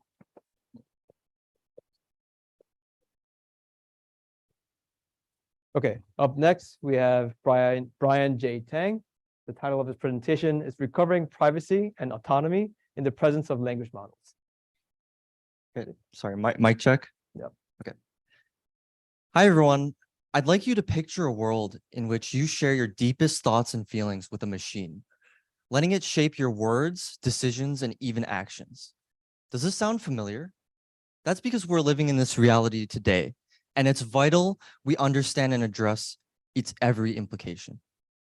Every day, millions of users willingly confide in AI systems like ChatGPT. Why? Why do we willingly give up such intimate personal information in exchange for automation services. We're not just losing our privacy when we do so, we're also relinquishing our autonomy. We're in an era where many people choose to rely on a language model to craft their emails, structure their work-sensitive documents, and even write code. The first pillar of my thesis seeks to explore this phenomenon, this privacy paradox. We're currently designing a large-scale interview and user study with a diverse population of participants in order to characterize the downstream consequences of oversharing with AI. By asking participants how they use these model outputs in their daily lives, we can then understand how AI impacts and molds our society. Our second focus delves into the emerging security and privacy risks. It's not just about protecting your personal identifiable information. It's also about protecting the accumulation of your information and the vulnerabilities that we open ourselves up to when we use AI in our daily tasks. As we speak, companies are creating tools and services that exploit this. They're creating large language models that automate web interactions, personalize search engine advertisements, and ultimately manipulate users. My research investigates various forms of LLM web automation and the novel security risks they pose. The final solution presents potential solutions. To reverse this trend, we can present to reverse this trend, we can enlighten users about the types of data inferences that can be made on their chatbot histories. And then we can present this to them in an easily digestible format. We can also create algorithms that minimize the amount of data leakage while optimizing their experience on these chatbot platforms. In conclusion, we need to reassess our relationship with AI, ensuring it's a tool used by us and not a tool leveraged against us. Thank you.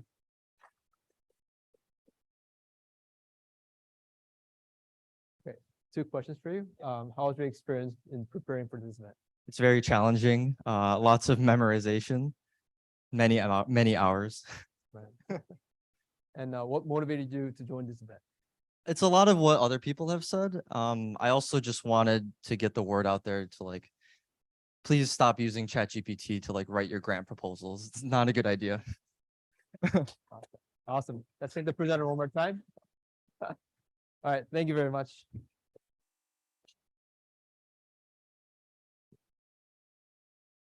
Okay, up next we have Hao Chen Wu. Check. Title of this presentation is From Fear to Collaboration, Transform Industries by Human AI Teaming. Picture yourself walking onto the factory floor, surrounded by hundreds of AI-powered industrial robots. At first, you might be worried about losing your job. After all, these AI robots are impressive in action, working 24/7 with high precision. However, my research is here to provide you with a sense of security by ensuring that you are valuable and AI can work alongside you to accomplish amazing things together as a team. Remember, 1 + 1 can be greater than 2. So what does human AI teaming look like in practice? Let's take a closer look. In response to the Hawaii wildfire disaster, we must quickly assess damage, distribute supplies, and help the community. This can be a daunting operation as the affected area may be large and dangerous, and the needs of the community may be complex and diverse. To guarantee fast recovery, the team members on this operation must collaborate and dynamically determine where to go and what to do. My research equips AI teammates with human-centered capabilities that make collaboration more seamless and effective. This means humans no longer have to bear the burden of supervising AI, freeing them up to focus on other important tasks, such as providing medical care and emotional support. My research first proposes a deep learning approach that empowers AI teammates to sense the environment, summarize experience, communicate information, and make decisions. This means AI can provide valuable insights and even suggestions for better collaboration, making the partnership even stronger. In addition, because every human is unique, our research develops a method for AI teammates to adaptively adjust their strategy according to different human preferences. This means AI can learn how to responsively work with different humans and quickly react to unforeseen situations. To validate our methods, we build a VR game for humans to immersively interact with 7 AI teammates in a disaster relief operation. And the preliminary results show 20% improvement in operation efficiency with the proper interface design. The potential for human AI teaming extends beyond disaster relief operation, and they can transform tasks in all industries, such as battlefields, manufacturing, smart cities, by augmenting human capabilities and understanding human preferences. With AI teammates taking care of repetitive and data-intensive tasks, humans can focus on tasks that require empathy, creativity, and critical thinking. Let's embrace this partnership and unlock the full potential of human AI teaming.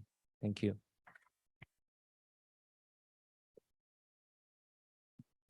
Oh, sorry. Right. Round of passage, gotta ask 2 questions. Sure. So how was your experience in preparing for the event? Of course, it's challenging, but in general, I would say at the end, I'm tired of looking at myself in the mirror. Like that. And then what motivated you to join this event? 2 reasons. One, once when I was in an interview, the interviewer asked me, can you explain this concept to a 5-year old? I was like, I paused there. Then second reason is I got tortured during my DPE. So I would say like, I definitely need to do this. Gotcha. All right, sweet. Thank you. Let's thank the presenter one more time.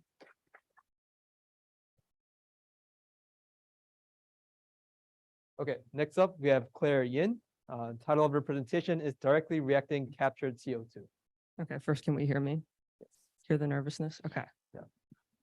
So CO2 emissions are continuously rising, and as we know, it's a threat to everybody. But thankfully, there are a few ways we can mitigate this problem. This includes decarbonizing our energy grid, reusing some of that CO2, or recycling some of that CO2. Now, in reality, a combination of all 3 of these is going to be needed to effectively reduce the amount of CO2 in our atmosphere and avert the problems that we've all heard about. But my research in particular focuses on taking that CO2 and recycling it into a value-added product. Now, we do this typically via electrolysis, which takes renewable electrical energy to power a simultaneous oxidation reduction reaction that allows us to take that CO2 and reduce it to a value-added product, such as like ethylene, ethanol, and methanol. And while my research very much focuses on changing that CO2 into that value-added product, we're also looking to scale this up industrially.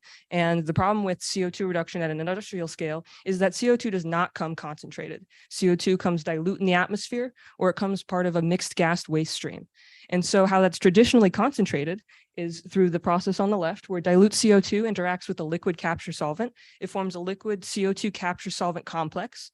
That capture solvent complex then goes into a stripper that uses heat to break that CO2 capture solvent bond. It then recycles the capture solvent so you can use it again, and then it concentrates that CO2. Now, that's when you usually take that CO2 and react it via electrolysis to form that value-added product. Now, the problem with this is those are 2 incredibly energy-intensive processes. So the method that we employ is, instead of feeding that CO2 capture solvent into a stripper, we're instead feeding it into an electrolyzer.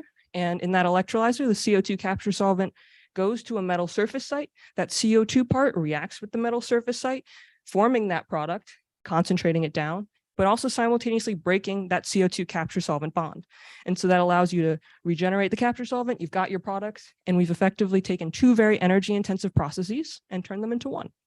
Now, like any reaction you're ever going to do, there's going to be things that go wrong. And in this case, hydrogen production, because the capture solvent is in water, happens to leach all of the energy, a lot of the energy we put into the system. So my research in particular has been focusing on how do we prevent that water from creating so much hydrogen and leaching all the energy away. And what we found is, because we're using electrical energy to power this reaction, is that adding different ions can allow the water, or break up the water from on the electrode surface, and allow the CO2 capture solvent to diffuse and give it time to react. And ions are great because they're ones of many different charge. They come in different sizes, and you can add a lot of them if you want. And what we found is that small, extremely positive electrical charge ions on the surface allow the capture solvent to diffuse to the electrode surface and prevent water from reacting instead. And this is how we've been working to combat both the CO2 recycling problem as well as the industrial scale-up problem. So thank you very much.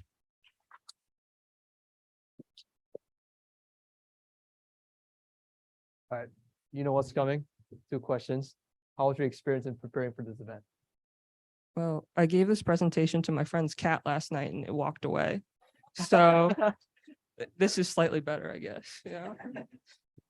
All right, and what motivated you to join this event? Well, my lab mate, Sean, I saw him making the poster for this and I was like, what is that? So he was like, you should do it. And so I did. And also, I don't like speaking in front of people. So I thought it was a good choice to challenge that. Feels like less of a good choice now, but yeah, great motivation. I tried. All right, thank you. Let's thank the speaker one more time.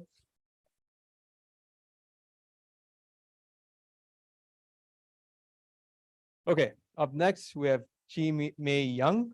Title of her presentation is Rainbow Structural Colors of Electric Field Induced Self-Assembled Colloidal Spheres. So mic test. Oh, okay. So today I'm excited to share with you a fascinating world of rainbow structured color and their potential applications in the field of optics. Rainbow structured color is a marvel of nature. It arises from the interference of visible light and highly ordered structure. So just as what prism does, but using a microscopically ordered materials. In nature, we can see this phenomena in the iridescent blue hues of butterfly wings. It arises from the one-dimensional ridge structure, which is shown in the image on the left-hand side. Now imagine if we can produce this kind of materials artificially and apply this nature wonder to practical applications. This is exactly what I'm going to talk about today, which is rainbow structured color of electric field induced self-assembled colloidal spheres. So colloidal self-assembly is a process that brings small particles together, just like Lego bricks snap together to build structure. By colloidal self-assembly, we can create highly ordered crystal structure, which mimics the formation of rainbow structured color that is found in nature. So the key of this process lies in an implementation of electric field to induce colloidal self-assembly. So without electric field, the colloidal spheres distribute randomly in the solution. By turning on the electric field, the colloidal particles create highly ordered crystal structure. So in this project, we are trying to tune the electric field in order to optimize the intensity of structural color. If the current of the electric field is relatively low, a nearly perfect crystal can be formed. So the intensity of this crystal is relatively high. If the applied current is relatively high, then a number of crystal grains and defects can be found in the crystal. So the intensity of the structural color is relatively low. This opens up an exciting possibilities to create materials that possess tunable optical properties. So in order to study the underlying kinetics of this research, we also use molecular dynamic simulation to model the self-assembly process and how the crystals are formed. The potential applications of this research is wide-ranging, including sensors, optical devices, displays, especially those devices that requires tunable optical functions. In conclusion, my research holds a great promise for the future development of optical devices and material science. Thank you.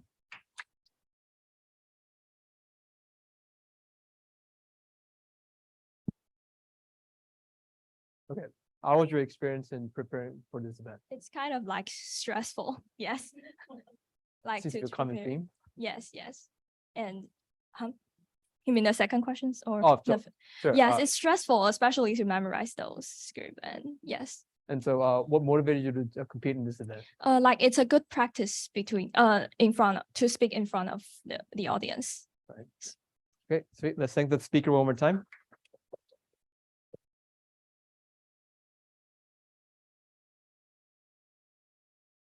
Next up, we have Yu Zhang. The title of her presentation is On-Chip Expansion of Circulating Tumor Cells as Models for Precision Medicine in Pancreatic Cancer. Oh, can people from the back hear me? Yes, okay. Starting. Every year in the US, over 50,000 people are diagnosed with pancreatic cancer. However, only 10% of them can make it through the first 5 years. Who knows whether this will happen to us one day? Even when the doctor detect the cancer early and proceed to surgically remove the tumor from the patient, more than half of the patient can experience tumor relapse, meaning the tumor comes back to them later. This is not only because there can be tissue remnants from the tumor after the surgery, but also because tumor cells can invade into bloodstream and survive in the circulation. We call those cells circulating tumor cells, in short, CTCs.